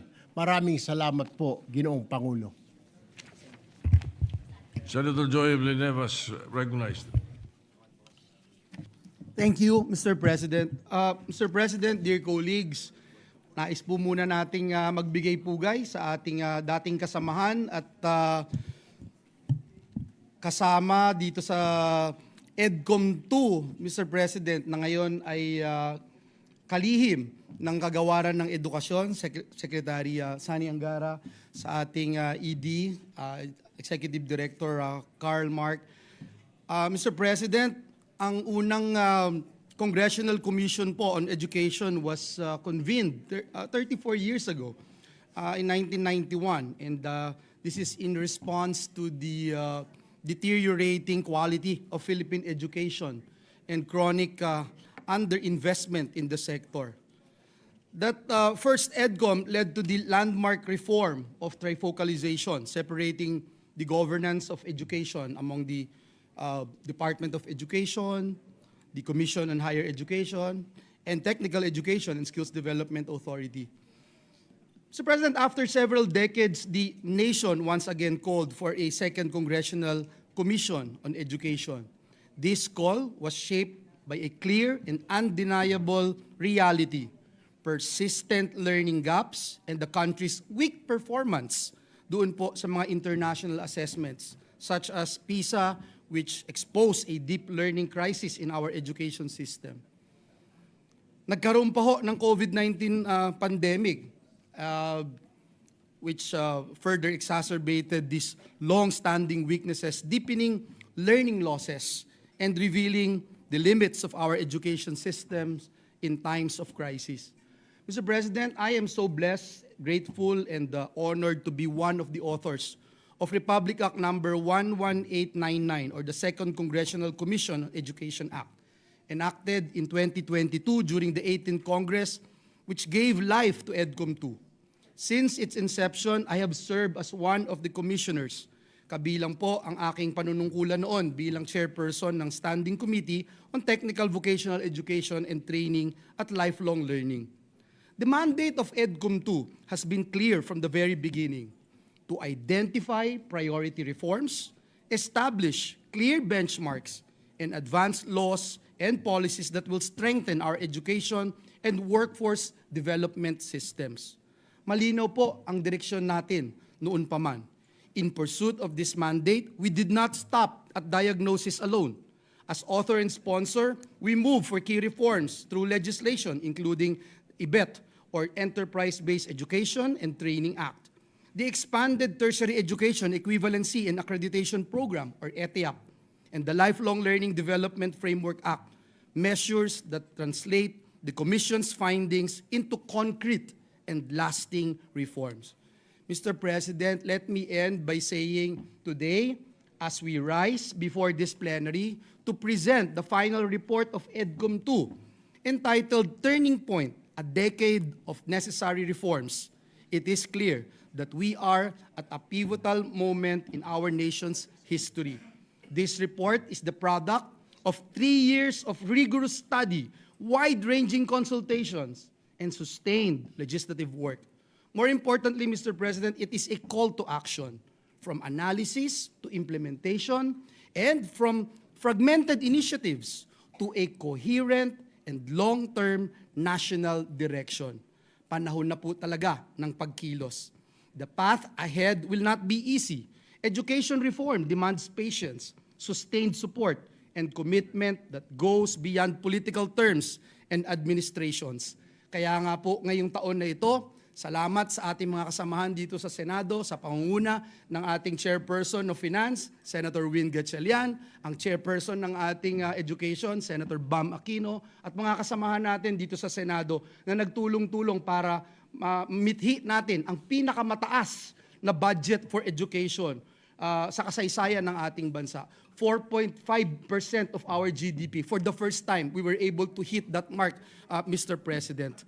And let me say, Mr. President, but the goal that we continue to pursue, an educated, capable, and globally competitive Filipino people, is worth every challenge and every sacrifice that this reform requires. Muli, Ginoong Pangulo, itaas po natin ang antas ng edukasyon sa ating minamahal na bayang Pilipinas. Maraming salamat po, and may God bless us all.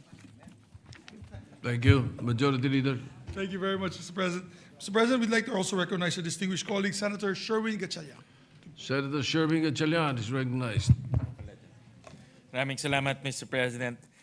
Before I begin, allow me to greet the Secretary of the Department of Education, Secretary Sani Angara, who was one of the original members or original commissioners of EDCOM.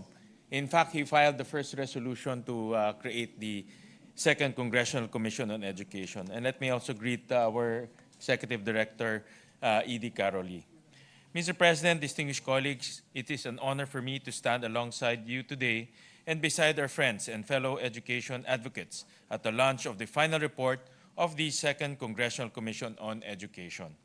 The Second Congressional Commission on Education was established in 2022 with the mandate to conduct a comprehensive assessment of the country's education sector and recommend transformative, concrete, and targeted reforms to help the country become globally competitive in education and in the labor market.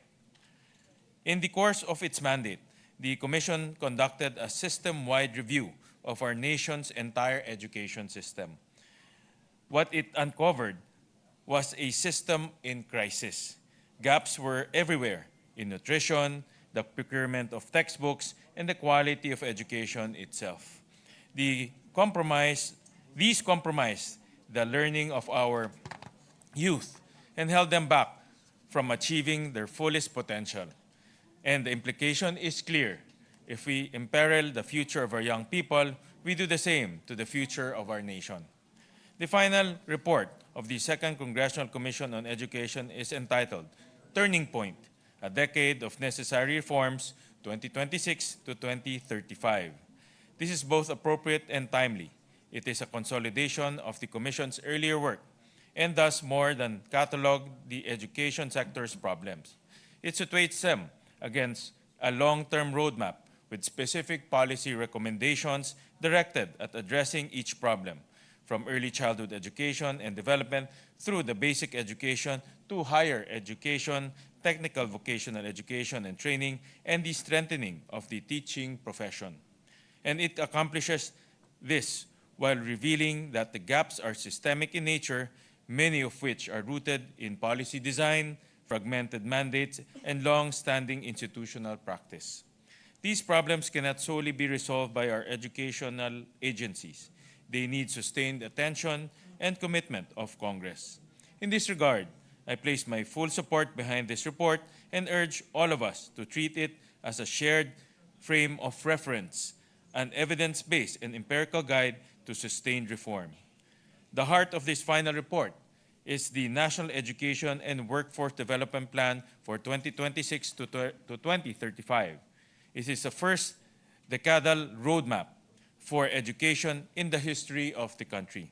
It recommends strategic investments in 5 priority industries: healthcare, digital technology, financial services, advanced manufacturing, and tourism. The plan further recommends expanding and strengthening career guidance in schools, accelerating industry-led curriculum development, as well as the Philippine Skills Framework. It also recommends pursuing strategic ladderization of NCs to produce higher credentialed graduates, as well as investing in the training and industry practitioners and improving the retention of returning migrants. Thirdly, the report calls for establishing model polytechnic universities, focusing on higher-level TVET programs that ladder into college degrees, among many other reforms. This report lays down our timeline, 10 years. It is longer than any term of anyone who sits in this chamber today. Hindi para sa atin ang timeline na ito. Ito ay para sa mag-aaral na nagsisimula pa lang sa kinder. Ito ay para sa mga estudyanteng hindi pa nakakapasok dahil sa sakit ng malnutrisyon. Ito ay para sa mga guro na kailangan magdoble ng shift dahil sa kakulangan sa classrooms. It is imperative then that the policies we enact stay the course and keep the systemic nature of problems we seek to address in mind. The quote from the report itself: reforms to succeed, they must transcend political cycles and remain firmly anchored on what learners need, not on shifting priorities. Education cannot restart every 3 to 6 years. Shortcuts and ad hoc solutions will not work. Thinking in silos is a recipe for failure. We have learned these lessons before. That being said, I know that we will all remain true to the long-term mission of restoring our country's education system to its rightful place among the region's best. We have already taken the first step by enacting the highest education budget in history of this country that meets the UNESCO benchmark of 4 to 6% of GDP. The 2026 education budget stands at 1.34 trillion pesos, or 3.4% of the nation's GDP. What remains now is to sustain this level of funding, to follow through by ensuring that it goes to the correct educational priorities. Mr. President, the final report of the Second Congressional Commission on Education has indeed revealed the depth of our education crisis, but it also shows us that this struggle is winnable, that this is a crisis we can overcome. Bihira tayo bigyan ng pagkakataong baguhin ang kasaysayan ng ating bansa. Ang panahong ito ay isa sa mga sandaling huhubog sa kinabukasan ng edukasyon sa Pilipinas. Malinaw kung gaano kalaki at kalalim ang problemang kinakaharap natin. Alam na natin kung ano ang dapat ayusin at may pondo na tayo para kumilos. There's no excuse. The rest now truly is up to us. Before I conclude, I would like to thank and acknowledge the entire EDCOM 2 Secretariat, led by Executive Director Dr. Carol Marquis and the EDCOM 2 Advisory Council for their dedication, guidance, and insight. I'd also like to thank Education Secretary Sani Angara for his steadfast and visionary leadership at the Department of Education. You always do remarkable work, and with your presence and passion for education are pivotal. Your presence and passion for education are pivotal to our success. I also acknowledge my co-commissioners, Senator Joel Villanueva, Senator Alan Peter Cayetano, Senator Steve Solon, Representative Steve Solon, Representative Zia Alonto Adyong, and Representative Ana Victoria Veloso Tuason. Last but not certainly the least, I salute our co-chairperson, Senator Bam Aquino, our chairperson for the Senate Committee on Basic Education, Senator Lauren Legarda, chairperson of the Senate Committee on Higher, Technical, and Vocational Education, Representative Roman Romulo, chairperson of the House Committee on Basic Education, and Representative Jude Asidre, chairperson of the House Committee on Higher and Technical Education. I look forward to continuing our work together. Mr. President, distinguished colleagues, the final report of EDCOM 2 now stands as part of the record of this Congress. The responsibility to carry its insights forward and make them real in the lives of the Filipino learners and families is in our hands. Thank you, Mr. President. Magandang hapon po sa lahat. Majority Leader. Thank you, Mr. President. May we recognize Senator Pia Cayetano, Mr. President. Senator Pia Cayetano is recognized. No, si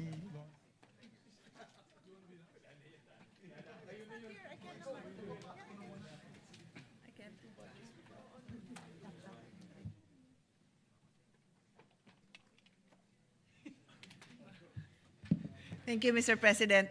Mr. President, I just wanted to express my gratitude to the entire EDCOM family, from the commissioners, our colleagues, to the secretariat, of course, to the executive director, and to everyone who has made EDCOM what it is today.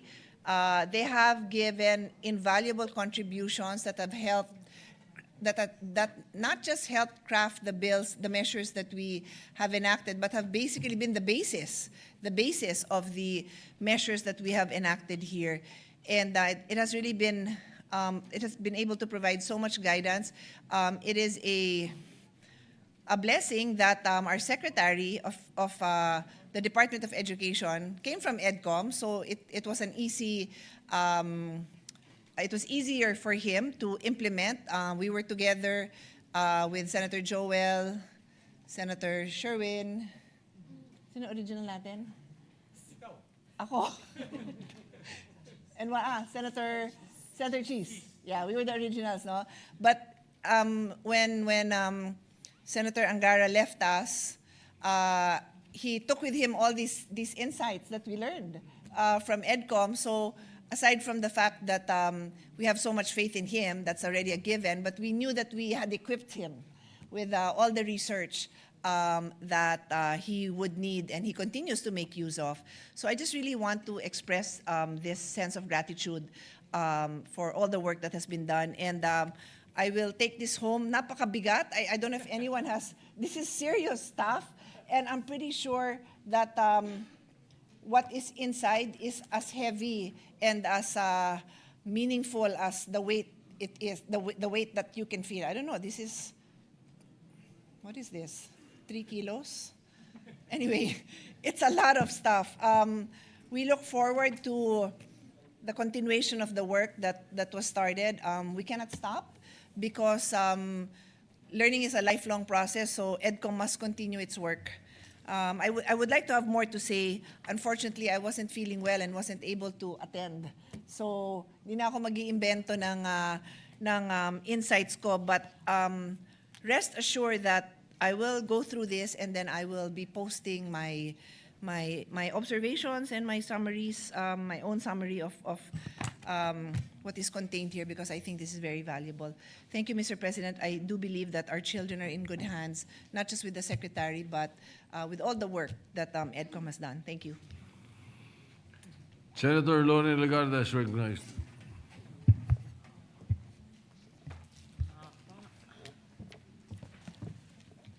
Mr. President, distinguished colleagues, partners in development, fellow Filipinos, 3 years ago, we embarked on a journey to confront a crisis.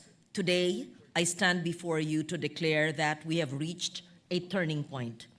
I rise alongside our colleagues, Senator Bam Aquino, Senator Sherwin Gatchalian, Senator Joel Villanueva, Senator Alan Peter Cayetano, Senator Pia Cayetano, and all our colleagues who have manifested their sponsorship speeches to formally submit to the Senate the Commission's final report, Turning Point, a decade of necessary reform, in the National Education and Workforce Development Plan, NATPLAN, 2026 to 2035. While our diagnosis was unflinching, our conclusion is undeniably hopeful. The crisis in Philippine education, while deep, is neither inevitable nor irreversible. We are not here today simply to catalog what is broken. We are here to present the proof that we have already begun to fix it. We are here to chart a future where the boundless potential of the Filipino learner is finally unleashed. Mr. President, cynicism is easy, but progress, however hard-won, is undeniable. In just 3 years, through the unprecedented collaboration between the executive and legislative branches, we have achieved what many thought was impossible. We have proven that the system can move. We have backed our vision with historic resources. For fiscal year 2026, we have secured a budget through our chair, Senator Sherwin Gatchalian, 1.37 trillion for the education sector, the highest allocation in our history, reaching more than 4% of our GDP, inching closer to the global benchmark. We are no longer just talking about prioritizing education, we are funding it. We have restored equity to our free education. We discovered that our tertiary education subsidy was drifting away from those who needed it most. We acted. Because of our interventions, the share of the poorest beneficiaries, those from 4Ps and listahanan households, has surged from a low of 23% in year 2022 to 61% in 2024. We are putting the public back in public service. We have delivered landmark legislation. We did not just study the problems, we legislated solutions. We have passed 10 landmark laws in record time.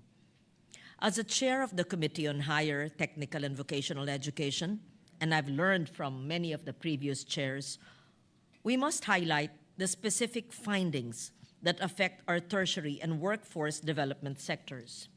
For too long, our students have faced dead ends instead of open doors.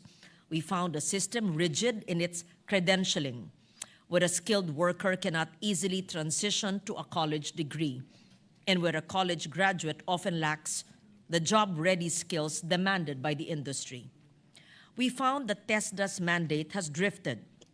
Created as an authority to oversee skills development, it has become overwhelmed by its expanded mandate since 1994, as well as with direct training provision, consuming 40% of its budget, while its devolution to local governments remains unfulfilled after 30 years.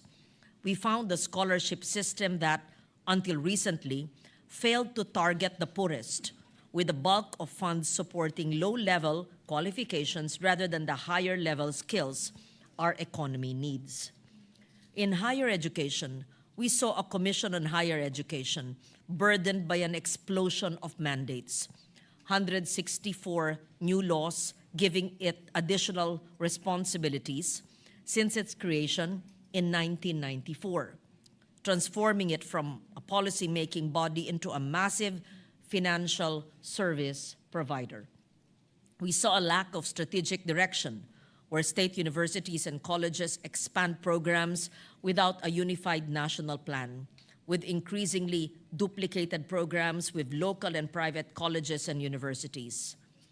Against this backdrop, 10 regions do not have a single provider of a program in pharmacy, 13 in dentistry, 2 in early childhood education, and 14 in speech pathology.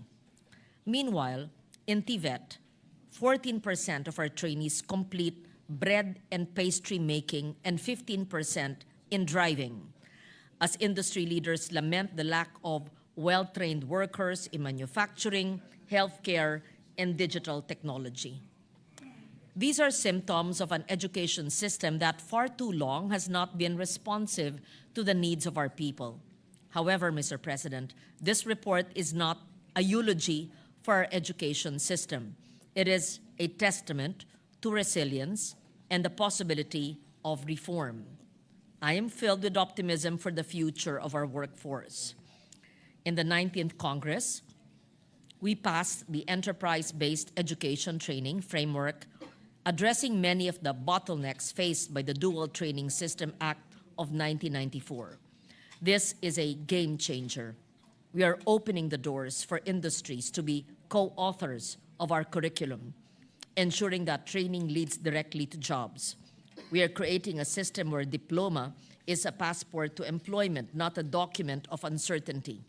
Most recently, the passage of the Lifelong Learning Development Framework Act has addressed this issue. We are building a country where education does not end at graduation. We are creating a system where a skilled worker can return to school, a college dropout can gain certification, where every Filipino can upskill and reskill throughout their lives. We are also breaking down the silos with the creation of the Education and Workforce Development Group, following the joint concurrent resolution advocated by EDCOM, adopted by both houses, DepEd, CHED, and TESDA, are finally sitting at the same table, planning with a single purpose. We're moving towards a seamless system where a student can climb from a national certificate to a master's degree without hitting dead ends. The document we submit today, the National Education and Workforce Development Plan for 2026 to 2035, is our covenant for the next decade. It is a plan anchored on the belief that the Filipino talent is indisputable. Across the world, Filipinos thrive even in the most demanding environments. Imagine what our youth can achieve if their own country finally gives them the support they deserve. This plan is not just a list of targets, it is a promise that we will fix the foundations, ensuring every child is nourished and reading by grade 3. A promise that we will value our teachers, unburdening them from administrative tasks so they can do what they do best, which is teach. A promise that we will align our training with the future, preparing our youth for high-value industries like healthcare, digital technology, and many more. Mr. President, we continue our work not with despair, but with a profound sense of possibility. The window for reform is open. The momentum is on our side. It is up to each of one of us to respond to this call with urgency, fueled by our faith in the potential of our youth as well as the responsibility of our generation to fix a broken education system so that they can fulfill their potential. As stated in the report, and I quote, "We shall fashion the frailty of our circumstances into a ladder that allows us to climb great heights and usher the Filipino youth upwards," unquote. Let this final report be the map. Let the National Education and Workforce Development Plan be our compass. Let our collective political will be the engine that drives this nation forward. The turning point indeed is here. The future can be bright, and the best days of Philippine education are ahead of us, so long as we respond with urgency, discipline, and unity. I therefore proudly submit, together with my esteemed colleagues, the EDCOM 2 final report. Thank you, Mr. President. Thank you. Majority Leader. Thank you, Mr. President. And also, Senator Mark Villar would like to put his manifestation or insert into the records his manifestation on the EDCOM 2 report.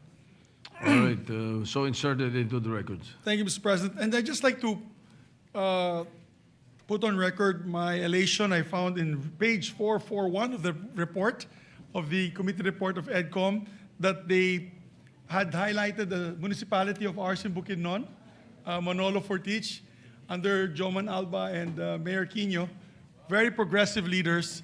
They're highlighting the example on how LGU-led investments in nutrition governance can produce significant improvements in child health, Mr. President. So we're doing Very a good. bit of feeding program with the children there, Yes. and it's been very successful. Together with Del Monte Foundation, I believe, has been supporting them as well as the LGUs. So it shows that every little bit helps. Everyone can help, Mr. President. And I just want to just manifest this short message of mine, Mr. President, for the record.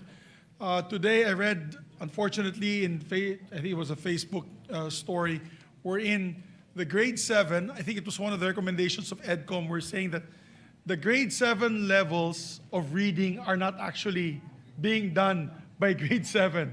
It's like the grade 7 students, Mr. President, are like grade 5 levels when it comes to reading and comprehension. A lot of that has to do, my dear colleagues, with social media.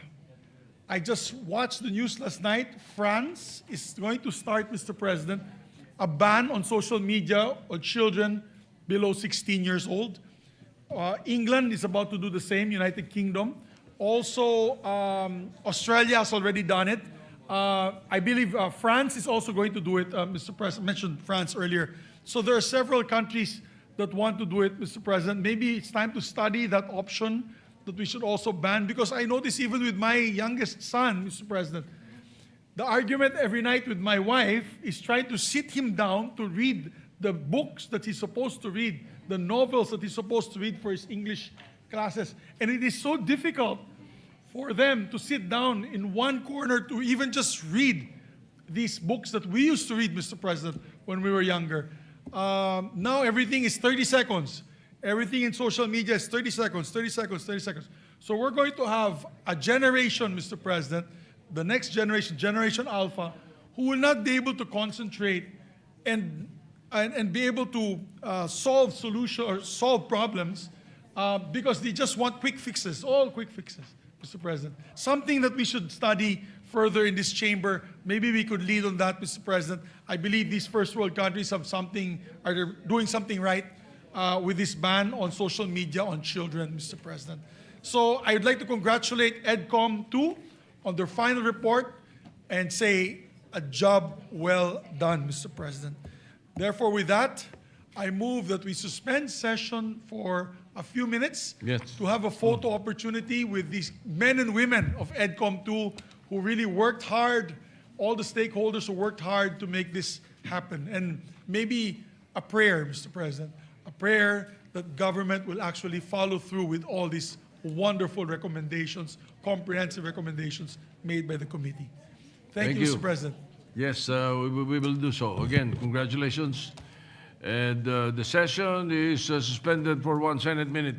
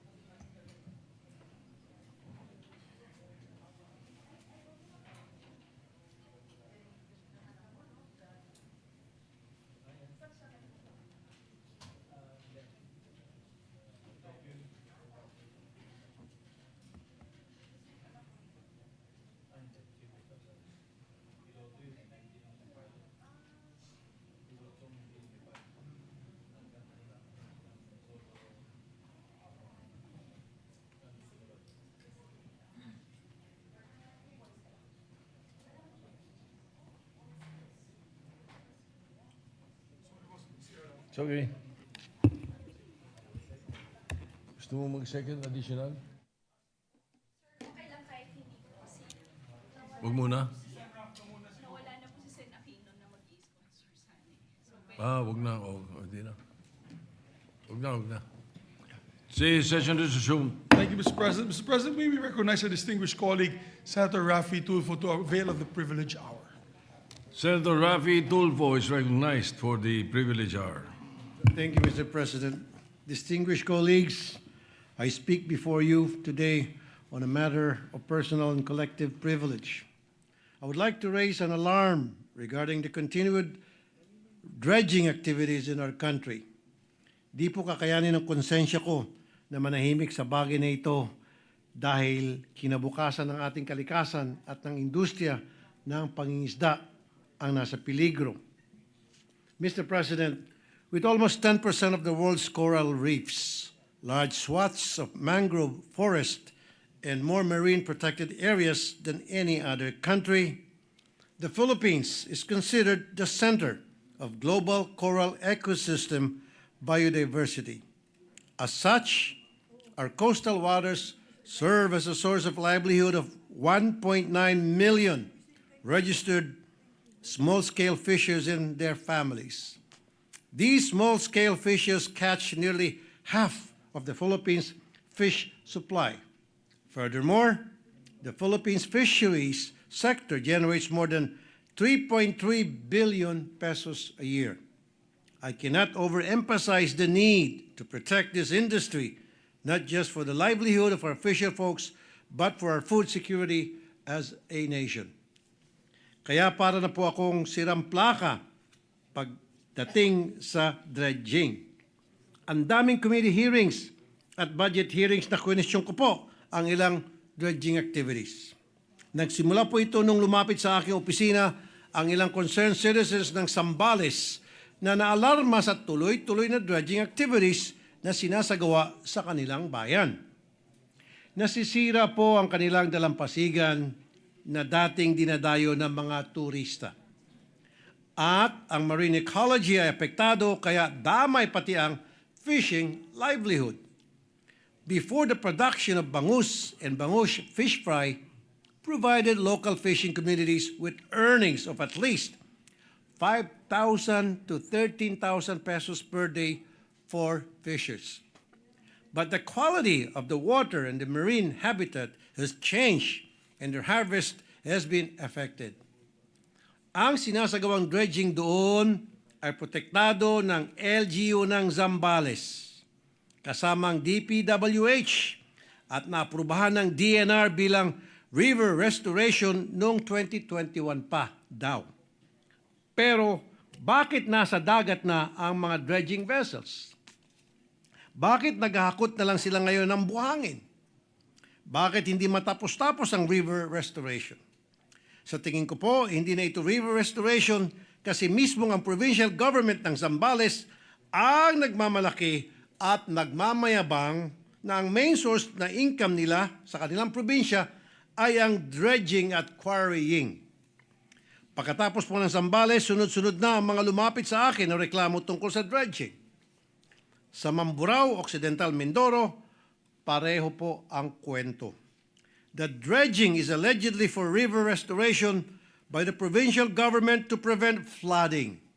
However, locals report that the dredging is occurring about 1,500 meters from the river mouth in the sea, indicating a different purpose, such as extracting sand for commercial use. Nung inilapit sa akin, agad-agad din naman po napaalis ng LGU at natigil ang dredging. Ibig sabihin, hindi liitimo ang operasyon. May lumapit din po sa amin na taga Gloria Oriental Mindoro. Ganon din po ang kwento. Fundraising ng LGU disguised as river restoration. Mr. President, ang pinaka-nangangamba sa mga dredging operations na ito ay ang ating mga mangingisda. But despite the importance of the Philippine coastal fishing sector, they are not protected from these dredging operations. Large-scale fishers' average catch per day has decreased steadily for decades. They now spend more time at sea, going further and further from home for small yields. Mr. President, I fully understand that there are several circumstances when dredging is needed, including the maintenance of waterways for ships, as well as the cleaning of pollutants in bodies of water surrounding cities. However, environmental groups have flagged that excessive dredging can lead to environmental harm, particularly the destruction of marine life. Kaya nilapit po namin ito, mga dredging activities sa Bureau of Fisheries and Aquatic Resources o BFAR. Binigyan namin sila ng mga listahan ng dredging projects galing sa DNR upang alamin kung apektado ba ang mga ating mga mangingisda. BFAR acknowledged that it was often not consulted or involved in the planning, implementation, or monitoring of DPWH-led dredging projects. BFAR reported documented impacts on fisheries, including saltation, turbidity, mangrove damage, and disruption of fishing grounds. After requiring its regional offices to conduct an investigation, BFAR flagged 12 questionable dredging activities in rivers and coastal areas from Pangasinan, Ilocos Norte, Cagayan, Navotas, Zambales, Oriental Mindoro, Occidental Mindoro, Sultan Kudarat, and South Cotabato. In its report, stated the following findings. Number 1, lack of environmental compliance. Multiple dredging projects were undertaken without ECCs or without ECCs being shared with BFAR. Impact on fisheries were not integrated into environmental assessments. Number 2, absence of BFAR clearance. The projects often proceeded without BFAR's letter of number objections or LONO. That's why BFAR was not able to conduct fisheries impact assessment, impose safeguards, or monitor compliance with regulations. Number 3, weak interagency coordination. DPWH, LGUs, and private contractors implemented projects without formal coordinations with BFAR. Thus, BFAR involvement was often reactive, triggered only by complaints or Senate inquiry. And number 4, fisher folks marginalization. Fisher folks are suffering from reduced fish catch, income loss, and increased water turbidity and noise. BFAR said that these impacts were not systematically documented prior to project approval. The problem with our DNR is namimigay lang sila ng ECC. If walang nakatingin, basta-basta na lang nag-i-issue ng ECC, depende sa sinasabing sa magkanong pilak na pwedeng ibigay. Walang genuine concern for our environment. An example is a year ago, the DNR canceled the ECC of a 51-hectare reclamation project in Coron, Palawan. The cancellation was too late because hectares of coral reef and seagrass beds had already been destroyed. A biophysical assessment showed that 27% of corals died, while the remaining corals were slowly dying due to sedimentation. The irreversible damage has been done, and it would take many years and huge amounts of money to rehabilitate the damaged ecosystems, with no assurance that it would be restored to its original pristine state. The same is happening with the marine ecosystems. It will take decades to recover from the damage. In the meantime, the people suffer. We must put a stop to this, Mr. President. Let me highlight the recommendations of BFAR.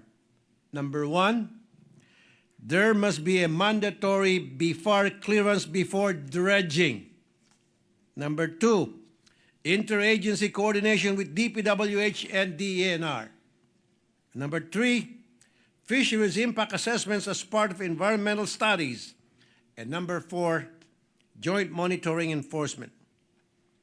My office will look into filing a bill that would establish policies to limit sand extraction directly from beaches and their nearshore zones, prohibit offshore dredging near sediment-starved coast, use sediment budget studies and shoreline change maps before any extraction is approved, restore reefs and mangroves to help retain sediments and reduce wave energy. And finally, we must engage local communities in monitoring and beach profiling to detect early signs of erosion. And this should not be superficial regulations as being done by DNR. Dapat itigil na ng DNR ang pagiging reactive lang.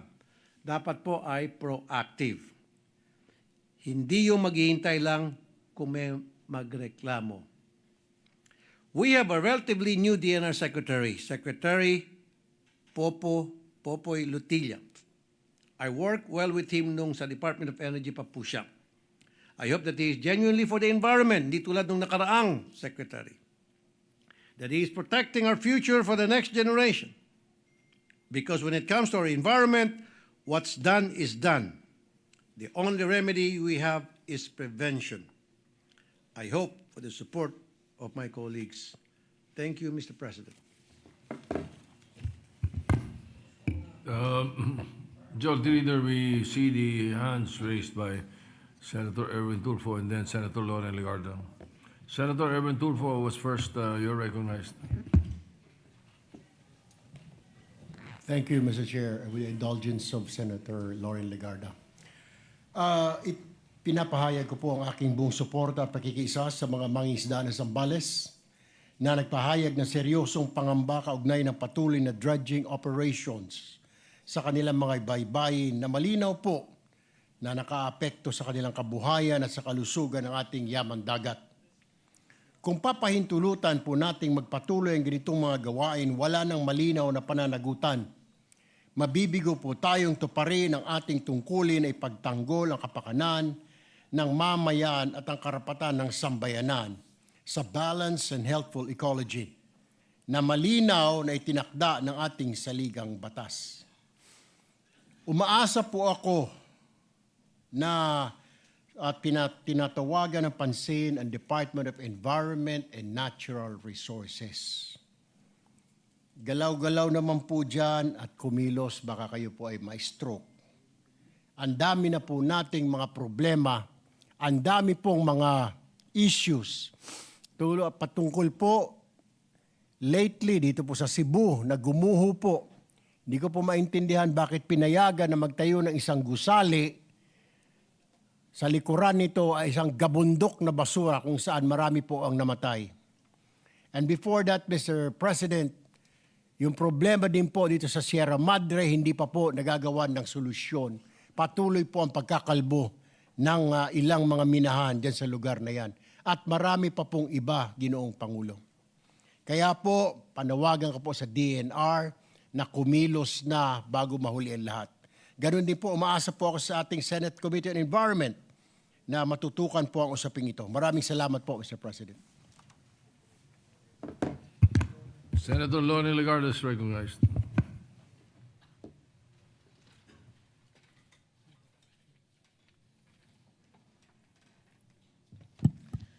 Thank you, Mr. President. With the permission of the sponsor, may I...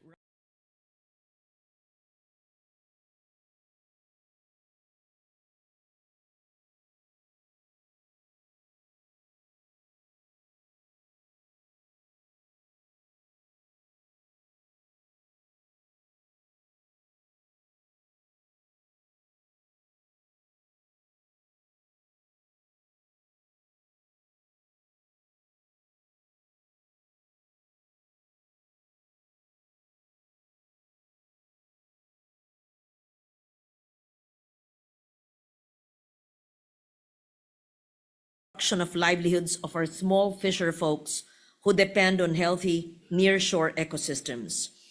The removal of black sand from coastal and seabed areas destabilizes shorelines, accelerates erosion, degrades fishing grounds that sustain coastal communities.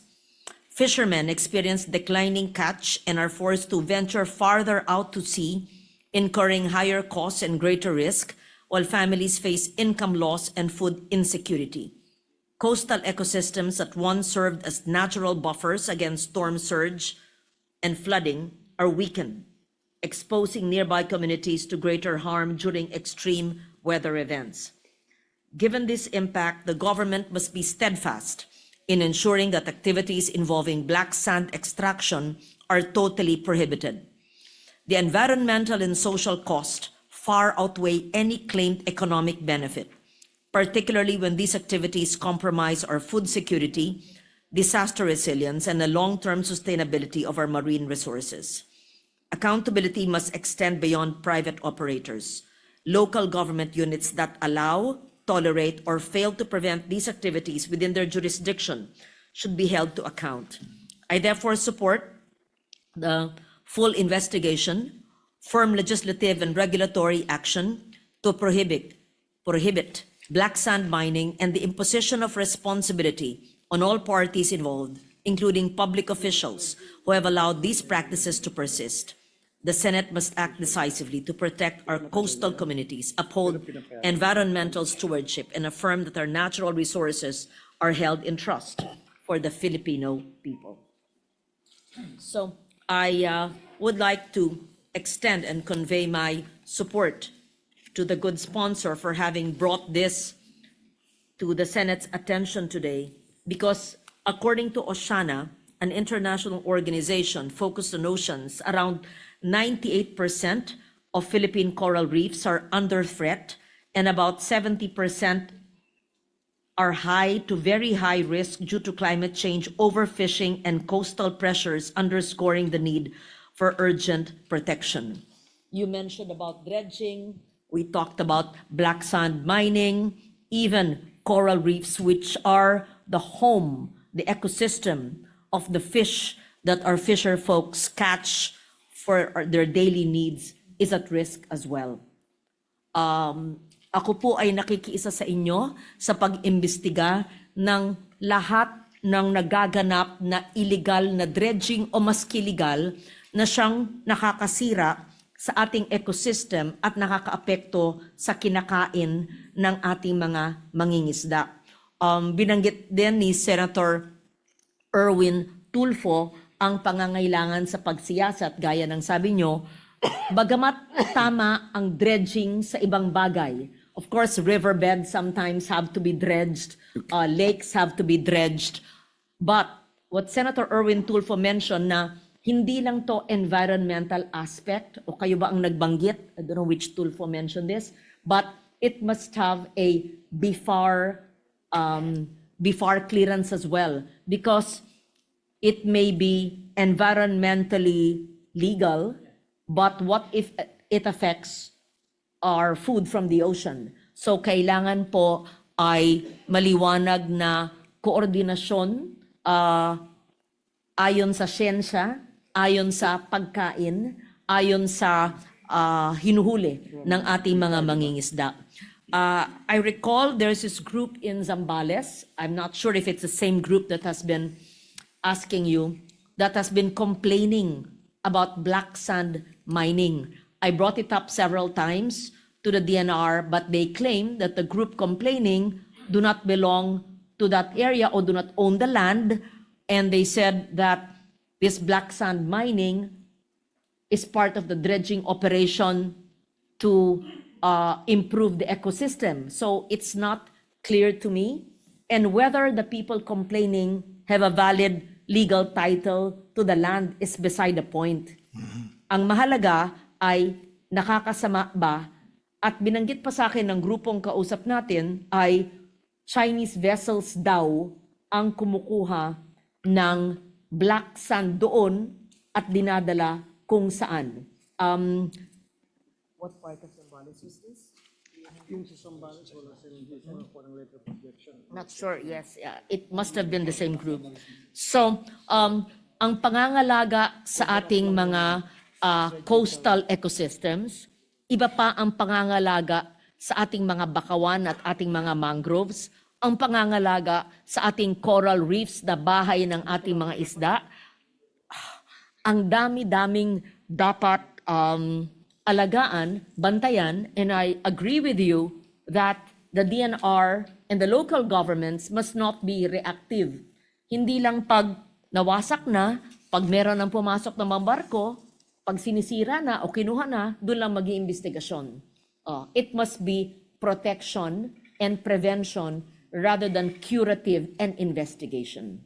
And so, with that, I just ask the good sponsor, ano ba ho ang mga kailangang polisiya, or maybe not a policy, what must we do with urgency so that all these illegal and harmful extraction from our marine ecosystems will stop, so that our fisher folks who are benefiting, of course, from our the food that they gather from the seas will be protected.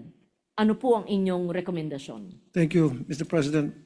Before I would answer your question, you did mention about a group that came to my office to complain at sinabi po ng provincial government ng Zambales na bakit ka nagreklamo, hindi naman you don't belong here, hindi naman kayo taga rito. Ang pangalan po ng grupo ay Pamalakaya. And itong grupong ito ay very concerned sa ating environment, although some of them do belong to that area and others does not. Pero ang maganda rito, sila po ay isang grupo na mayroong pagmamahal sa ating kalikasan.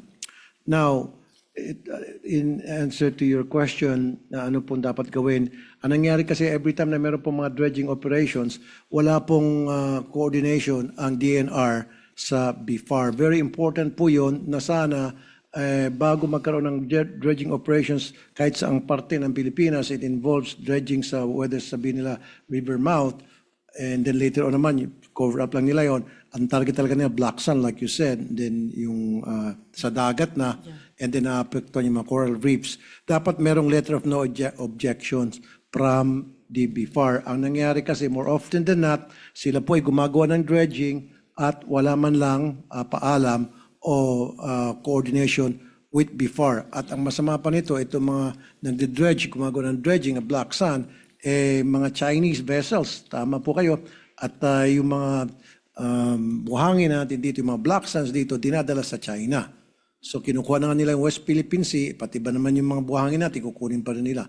Pati yung mga isda natin, papatayin nila. So it is really very important that BIFAR has to be consulted, and BIFAR needs to inspect and assess kung hanggang saan lang ba pwede mag-dredge yung isang nag-apply ng permit for dredging.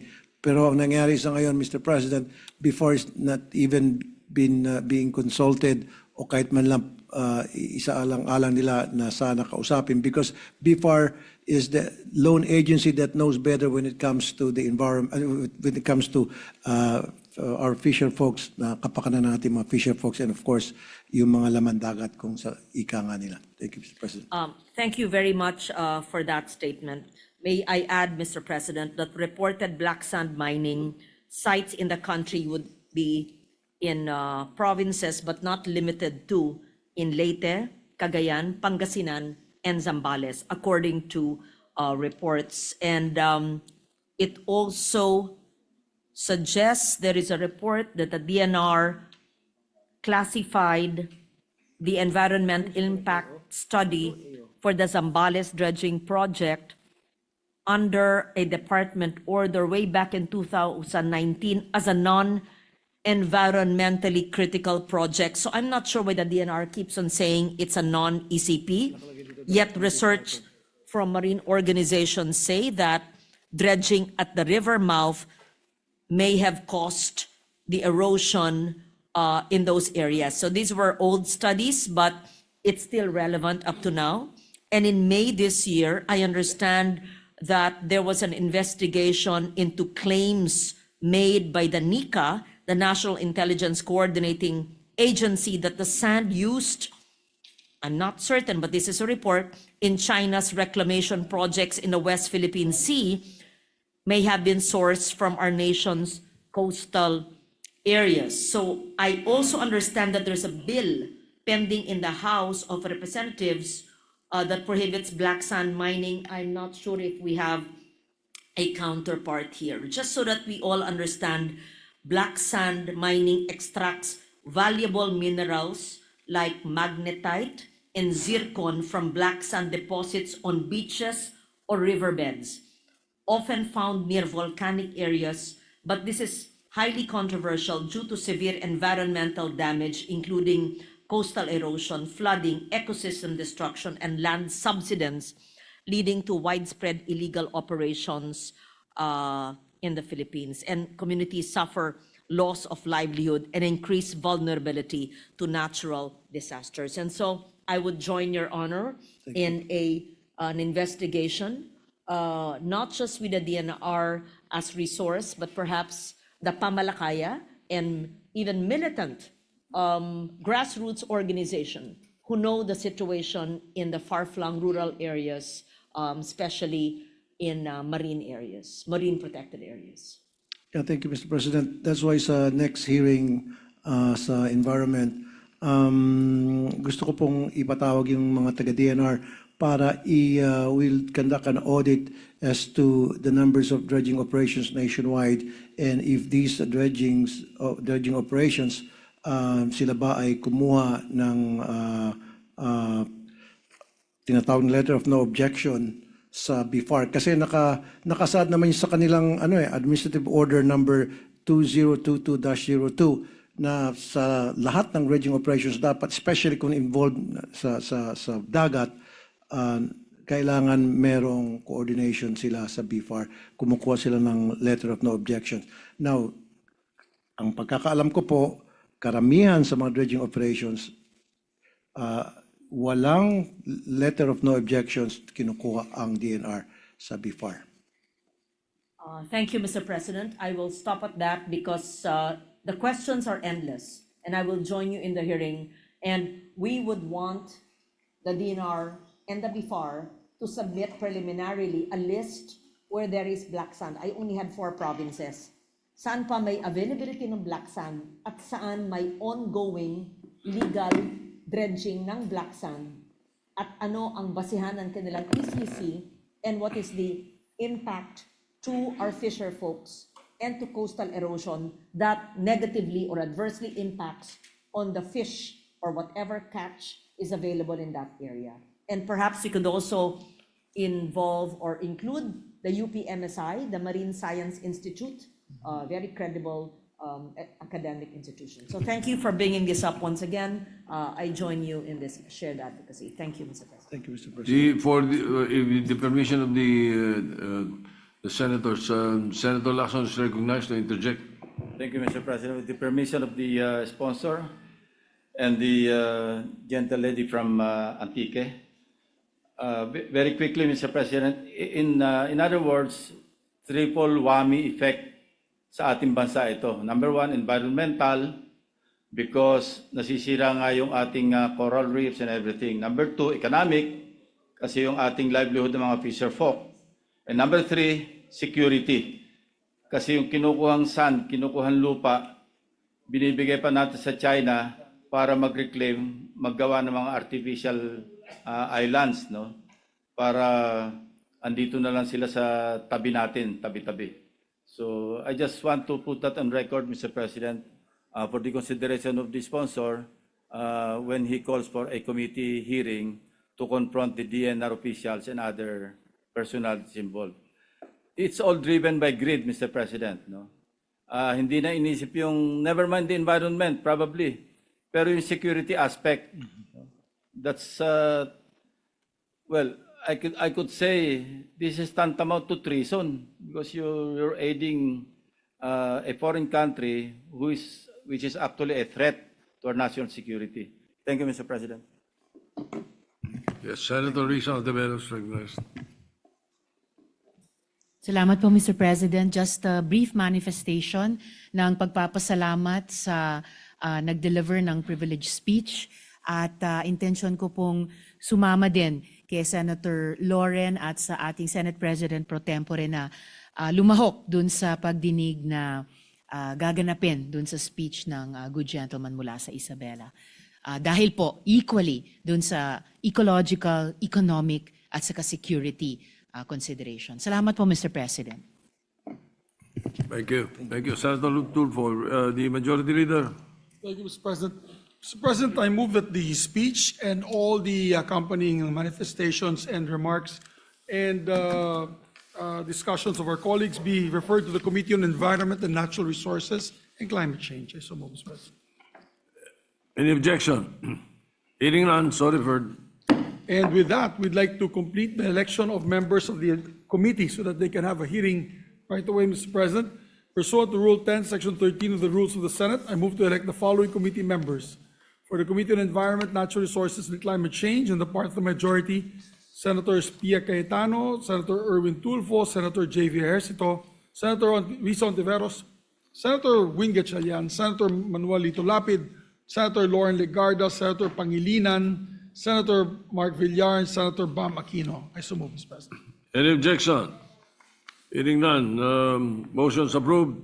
And Mr. President, upon the instruction of the chairperson, Senator Camille Villar, I manifest the designation of Senators Pia Cayetano, Senator Ronald Bato de la Rosa, Senator Erwin Tulfo as vice chairpersons of the Committee on Environment and Natural Resources and Climate Change. I so move. Any objection? Hearing none, approved. I believe it's only been read now because the chairperson was on maternity leave, Mr. President, maternity leave. And for the Committee on Ethics and Privileges, I move to elect anew the following members of the part of the minority. I think they're going to,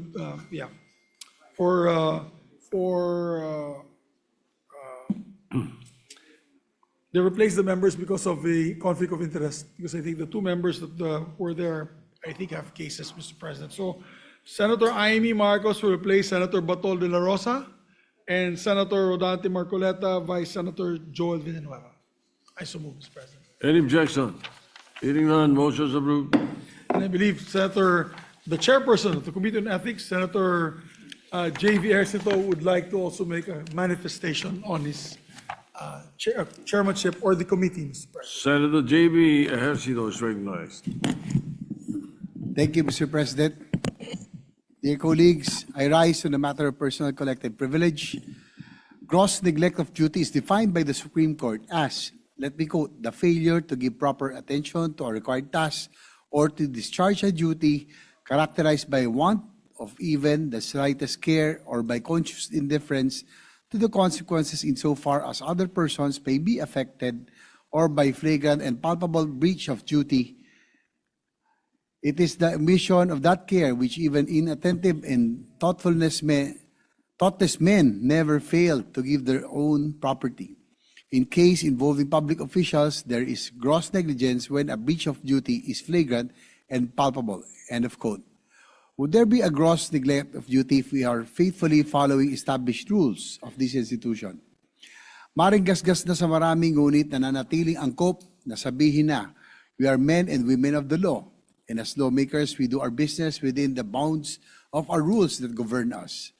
Tayo pong mga senador ay may rules na nagtatakda ng parameters ng mga kapangyarihan na ipinagkatiwala sa atin. Mayroon tayong limitasyon at hindi natin nais na lumabis dito. We have rules and we live by them every single day. Our primary duty, first and foremost, is to craft laws. We are lawmakers and we are expected to be the first to follow the rules, laws, and laws. Noong mga nakarang araw po ay nakarating sa akin ang maparatang na hindi ko raw umano inaksyonan ang mga complaints na na-file sa Senate Committee on Ethics and Privileges kung saan ako ay tinalaga bilang chairperson.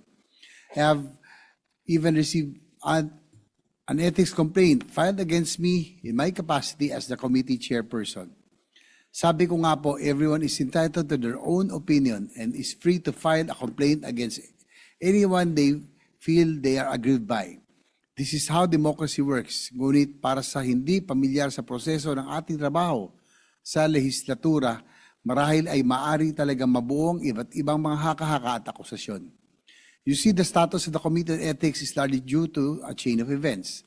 The change in the leadership from former Senate President Francis G. Escudero to Senate President Vicente Tito Soto III is public knowledge. The internal structure of the Senate was also changed. Some of the officers were replaced and the new ones were elected. Committee chairmanships became vacant and new chairpersons were elected and new members supposedly nominated. Some committees were constituted and went about their business right away. Others, however, were not constituted yet. A committee cannot perform its powers and functions if it has not been constituted. If it proceeds without the benefit of being constituted, the committee risks invalidating all of its succeeding actions. Pwede po ba tayo magsagawa ng mga pagdinig? Maaari nating itong gawin, ngunit ito ba yung nararapat gawin? Wasto ba ito at naayon po sa rules of the Senate?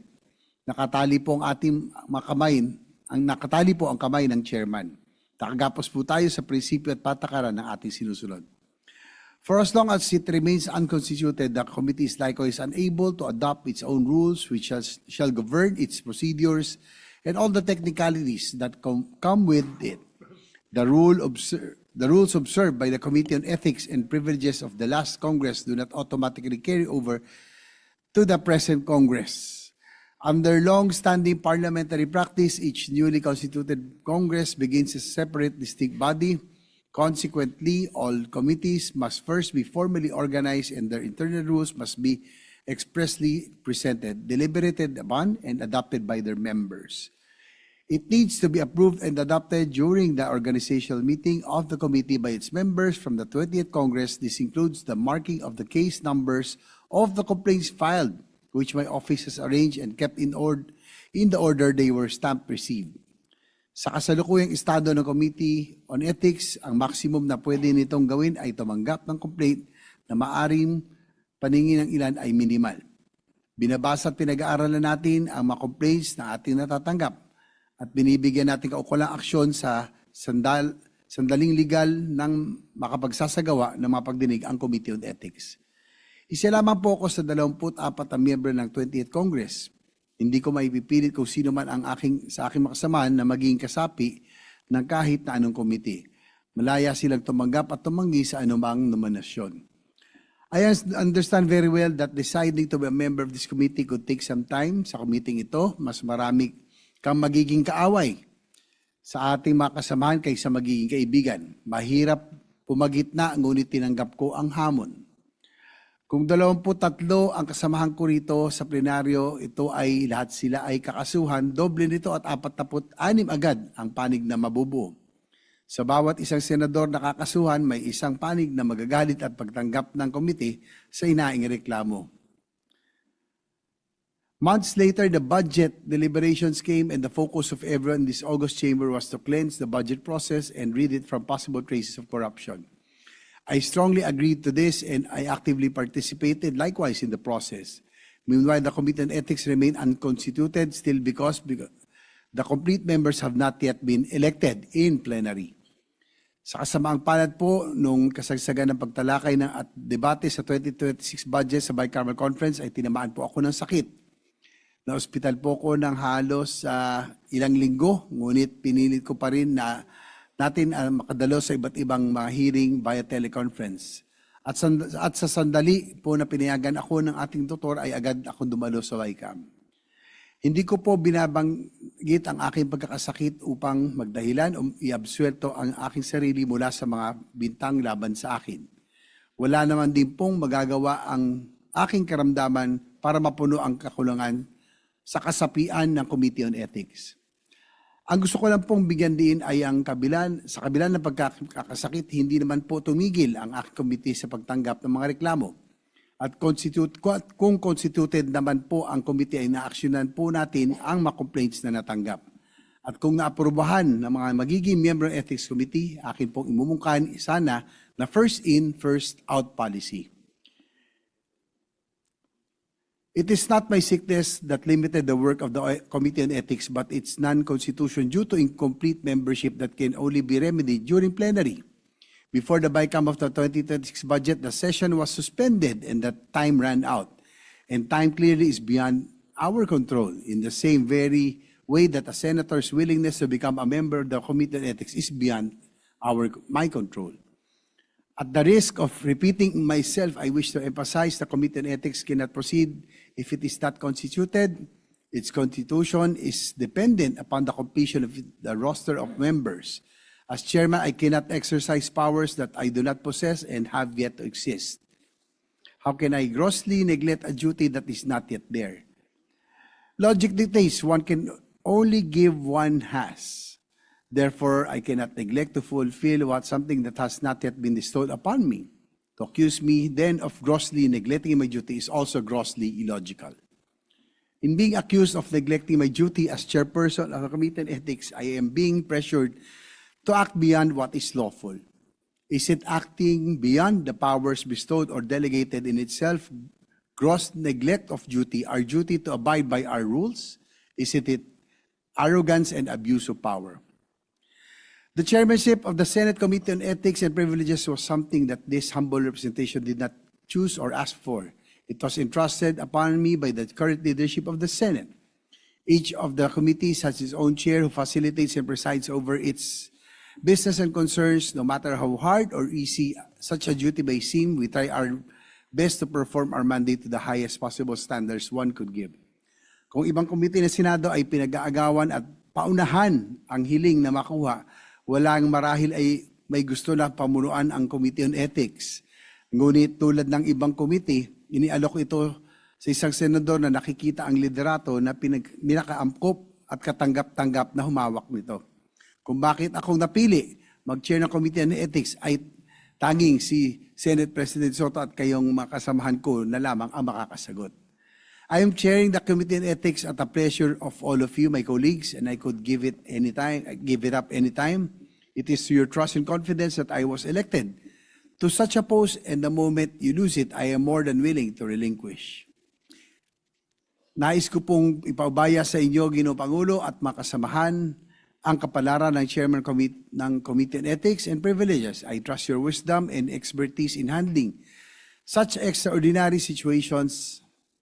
I occupy the position as chairman at your pleasure, and I am always ready to vacate the post the moment your trust and confidence fades.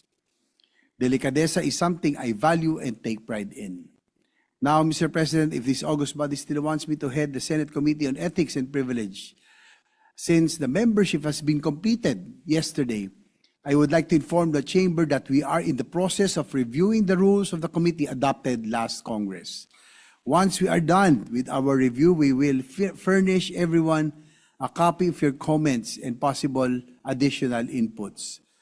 We are likewise preparing to schedule the organizational meeting of the committee where the members may formally organize and adopt the rules to govern its proceedings, hopefully by next week.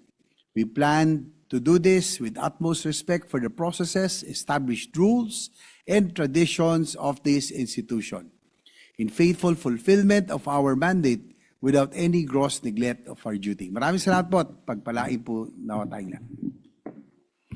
Thank you, Senator J.B. Ejercito. You have our full trust and confidence as chairman of the Committee on Ethics and Privileges. Thank you, Mr. President. And just a short manifestation in support of our chairperson, Mr. President. Go ahead. Mr. President, as the chairperson of the Committee on Rules, I must emphasize that we in the Senate have always operated under a committee system.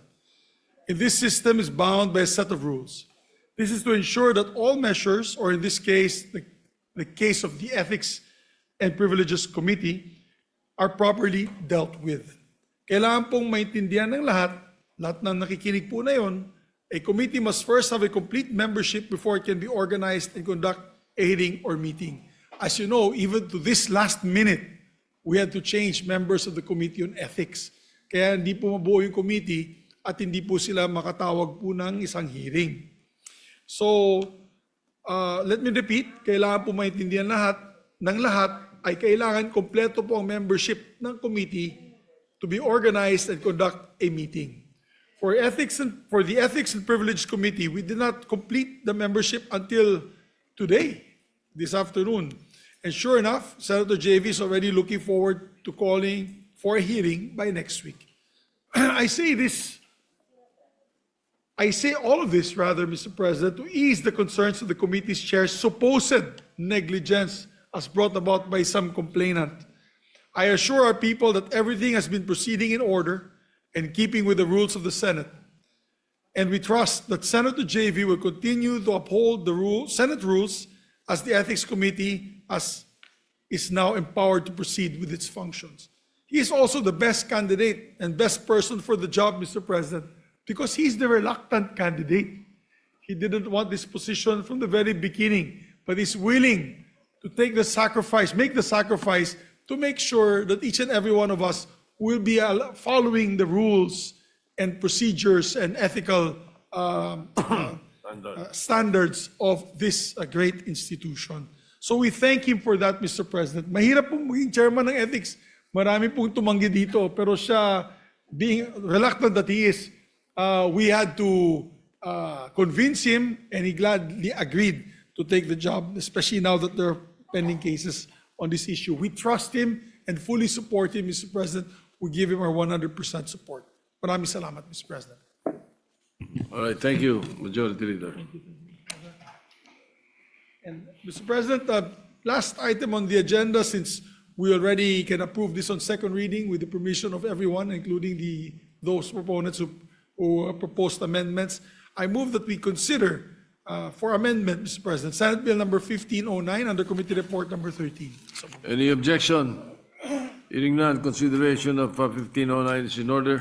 This is the the Philippine- parliamentary status, Mr. Majority Leader. Thank you, Mr. President. We are in the period of amendment, and we are taking up the act establishing the Philippine Geriatric Center for all our super senior citizens, Mr. President.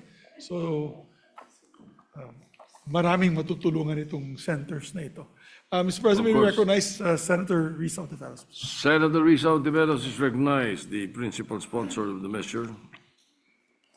Salamat po, Repeated amendment. Mr. President. Mr. President, colleagues, the proposed amendments to the Philippine Geriatric Center Bill reflect the valuable insights shared during the interpellations of Senators Pia Cayetano, Rodante Marcoleta, Bongo, Robin Padilla, and Jinggoy Estrada.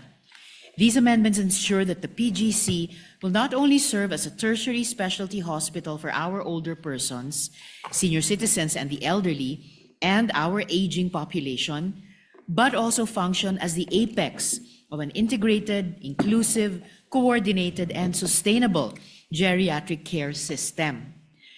They likewise guarantee priority access for indigent and vulnerable older persons and align the measure fully with the Universal Healthcare Law and the Sustainable Development Goals framework. Furthermore, the amendments strengthen the PGC's age-friendly design, leadership and management, service integration, project completion timelines, and congressional oversight, ensuring that this landmark facility is inclusive, responsive, and accountable, and capable of meeting the needs of our rapidly aging population. On Section 2, Declaration of Policy, Mr. President, amendment from Senators Pia Cayetano and Robin Padilla, aligning the PGC with our SDG commitment to achieving health equity, making it future-ready, globally aligned, and socially just and responsive to the urgent needs of the aging population. On page 1, delete lines 6 to 7 and replace with the following paragraph. Towards this end, the state shall adopt an integrated, inclusive, and comprehensive approach to health development in accordance with the Sustainable Development Goals, SDGs, particularly SDG 3, which seeks to ensure healthy lives and promote well-being for all at all ages. It shall uphold the principles of equity and social justice by ensuring equitable and sustained access to quality, affordable, and age-appropriate health services by institutionalizing a comprehensive, integrated, coordinated, and sustainable geriatric care system, which will facilitate the establishment of a specialized teaching hospital and other geriatric health facilities for older persons and the aging population, particularly those who are poor, indigent, marginalized, or living with chronic and complex health conditions. I so move, Mr. President. Just a slight clarification. Yes, Mr. President. You said lines 6 to 7. Do you mean 6 to 9? I'm sorry, Mr. President. I do mean delete line 6 to 9 and replace 6 with to this 9. paragraph. All right. Yes, Mr. Any President. objection? Hearing none. The amendment is approved. Thank you, Mr. President. On Section 3, Philippine Geriatric Center, amendment from Senator Pia Cayetano and this representation to ensure that PGC delivers specialized, state-of-the-art care while promoting healthy aging through accessible programs and patient-friendly facilities, thereby upholding dignity and holistic well-being for senior citizens. On page 1, after line 12, insert new paragraph to read, "The PGC shall provide comprehensive health services for geriatric patients, including medical, diagnostic, rehabilitative, and wellness care designed for the older persons and aging population. It shall be fully equipped with state-of-the-art equipment and facilities, complemented by adequately trained and competent human resources for health.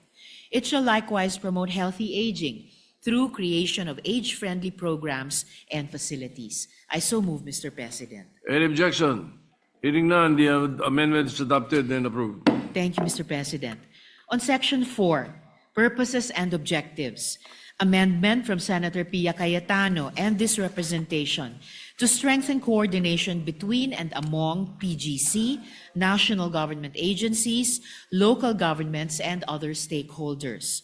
On page 2, delete lines 4 to 6 and replace subsection B to read, "Develop and implement a comprehensive, integrated, and coordinated geriatric care system to ensure the delivery of geriatric health, social welfare, protection, and support systems for the older persons and aging population, in close coordination with, but not limited to, DOH, Department of Social Welfare and Development, DSWD, National Commission of Senior Citizens, other national government agencies, local government units, and public-private stakeholders." I so move, Mr. President. Any objection? Hearing none, amendment is adopted, approved. Thank you, Mr. President. Amendment from Senator Bongo to explicitly state the complementary role of the PGC in relation to regional specialty centers pursuant to RA 11959 or the Regional Specialty Centers Act. On page 2, line 17, insert a new subsection E to read as follows: "Provide a specialty training and technical assistance to geriatric care specialty centers pursuant to Republic Act No. 11959, otherwise known as the Regional Specialty Centers Act." Then re-letter the subsections accordingly. I so move, Mr. President. Any objection? Hearing none, amendment is adopted, amendment approved. Thank you, Mr. President.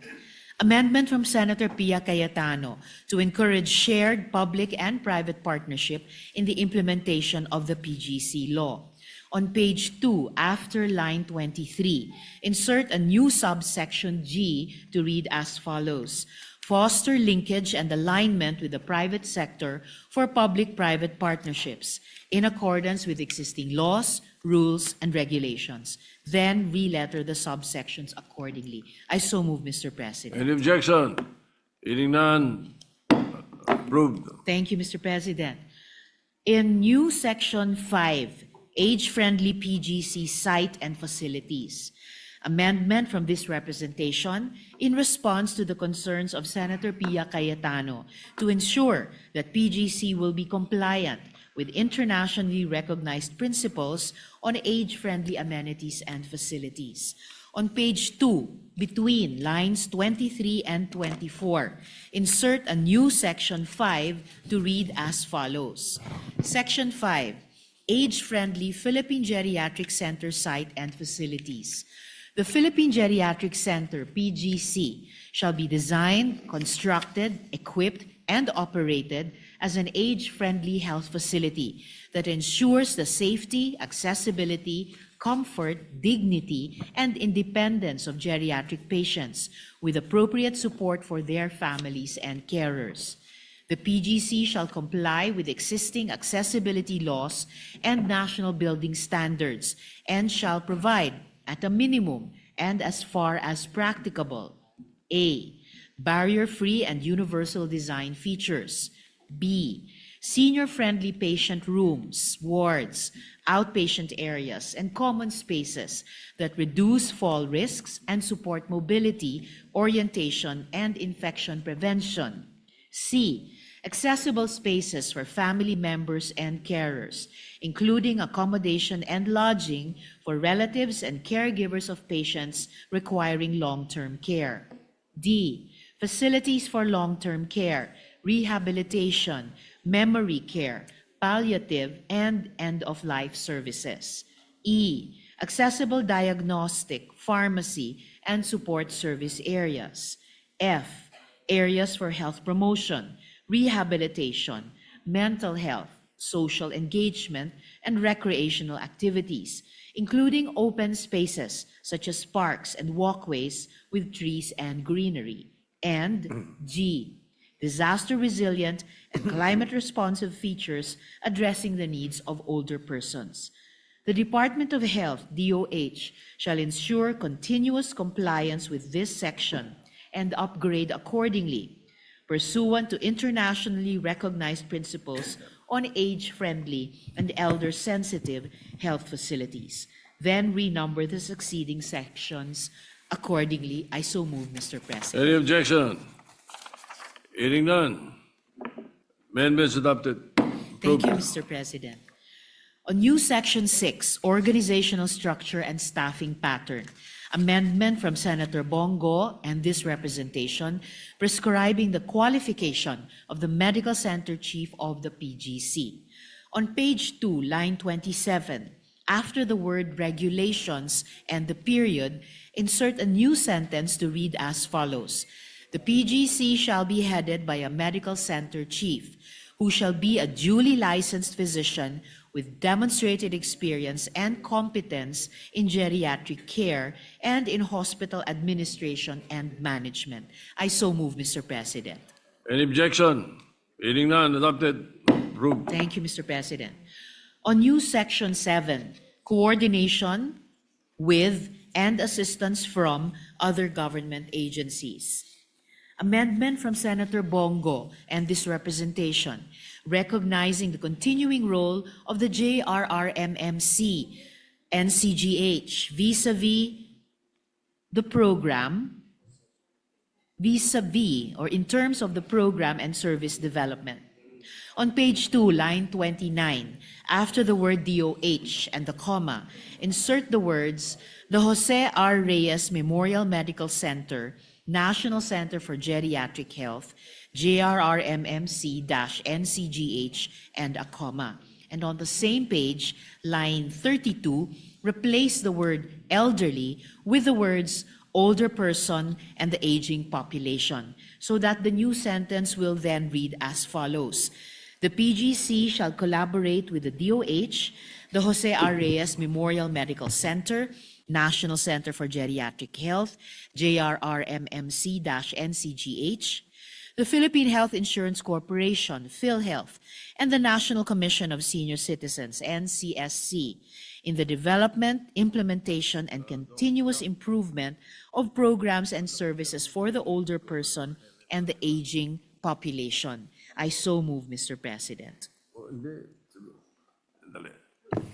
Any objection? Hearing none. Approved. Thank you, Mr. President. Amendment from this representation clarifying that the Philippine Geriatric Center shall not function as a standalone hospital facility, but shall serve as the apex of a continuing and integrated geriatric care system across all levels of health service delivery, fully aligned with the Universal Healthcare UHC framework. And from Senator Robin Padilla, emphasizing that indigent and low-income older persons, as well as vulnerable aging populations, shall be given priority access to geriatric services, consistent with existing social protection programs and the UHC framework. And also from Senator Pia Cayetano, integrating social welfare and support systems with geriatric care to address the complex need of the older persons and aging population. On page 3, delete lines 6 to 10 and replace with a paragraph that reads as follows. In coordination with the DOH, PhilHealth, LGUs, and relevant health agencies and facilities, the PGC shall ensure the integration of comprehensive geriatric services within the Universal Healthcare UHC framework. This shall include, but shall not be limited to, the strengthening of the healthcare provider network and a functioning and a functional referral system for geriatric care across all levels of care, from primary to tertiary facilities. The PGC shall likewise ensure priority access to geriatric services for indigent and low-income geriatric patients, older persons, and aging population consistent with the UHC Act. The PGC, in close coordination with the DSWD and NCSC, shall develop and implement programs related to the social welfare and social protection programs for the older persons and aging population. This provision shall further cover the inclusion, expansion, and enhancement of PhilHealth benefit packages for age-related conditions, long-term care, palliative, rehabilitative, and preventive health services that are responsive to the specific needs of older persons and the aging population. I so move, Mr. President. Any objection? Hearing none, the amendment is approved. Thank you, Mr. President. New sections on public-private partnership, completion of PGC, and congressional oversight.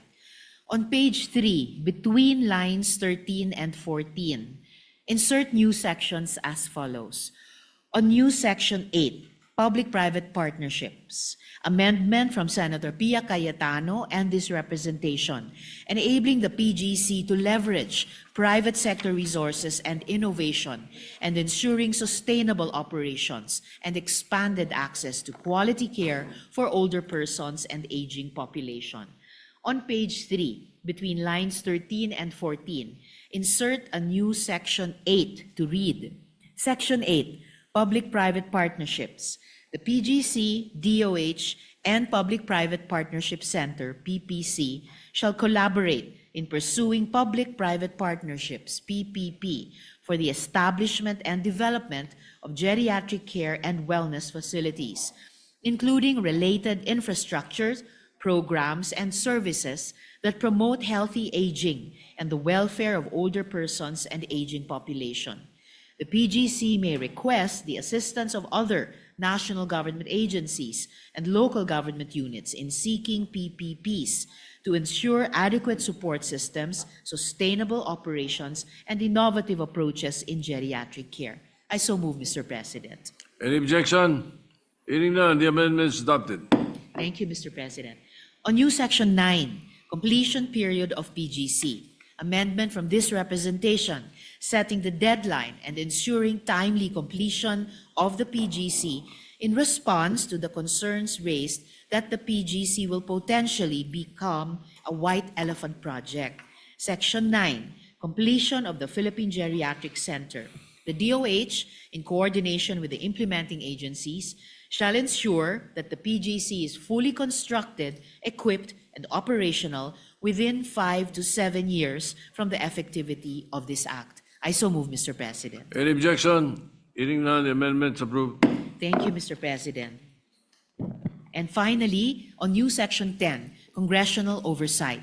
Amendment from this representation providing for congressional oversight, monitoring, and accountability to ensure timely completion of the construction, procurement, staffing, and operational readiness of the PGC. Section 10, congressional oversight and monitoring. The Senate Committee on Health and Demography and the House of Representatives Committee on Health shall exercise joint congressional oversight over the implementation of this act, particularly the planning, construction, equipping, and operationalization of the Philippine Geriatric Center, PGC, including the timely completion of its infrastructure and facilities. For this purpose, the DOH, in coordination with other concerned agencies, shall submit to the said committee semi-annual reports detailing the physical and financial status of the project, compliance with approved timelines and project milestones, procurement activities, and any delays, constraints, or deviations affecting implementation, together with corresponding corrective actions. The committees may conduct hearings, site inspections, and technical briefings, and may require the submission of documents and records necessary to ensure transparency, accountability, and compliance with this act.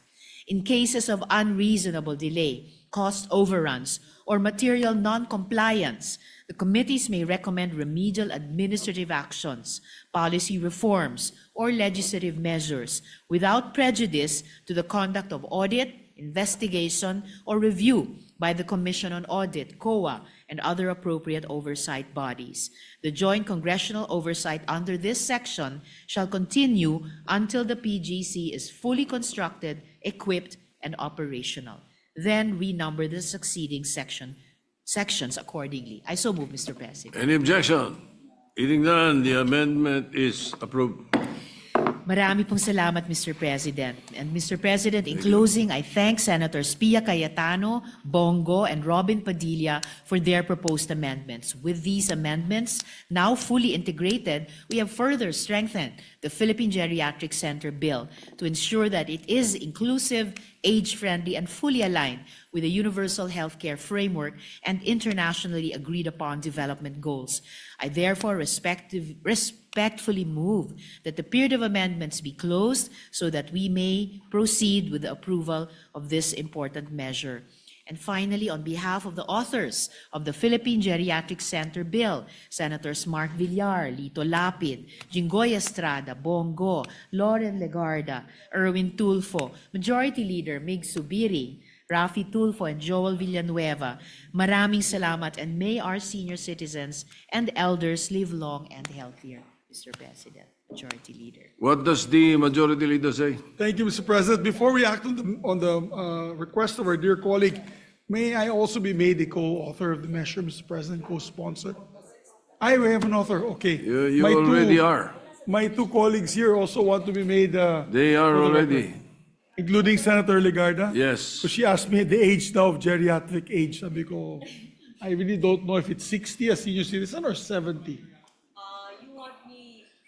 Anyway, Yes, Mr. Majority President. Leader, I need not come up with a disclosure because I don't think I will benefit from that law, no? Yes, that's true. Mr. President, half in jest, but also because of my inquiring mind, I'm one of the authors, but I don't recall seeing a definition of terms of geriatric. But it's way past the period of definition of terms. You already closed the period of amendments. But when I ask the Majority Leader, I will just tell you later after adjournment.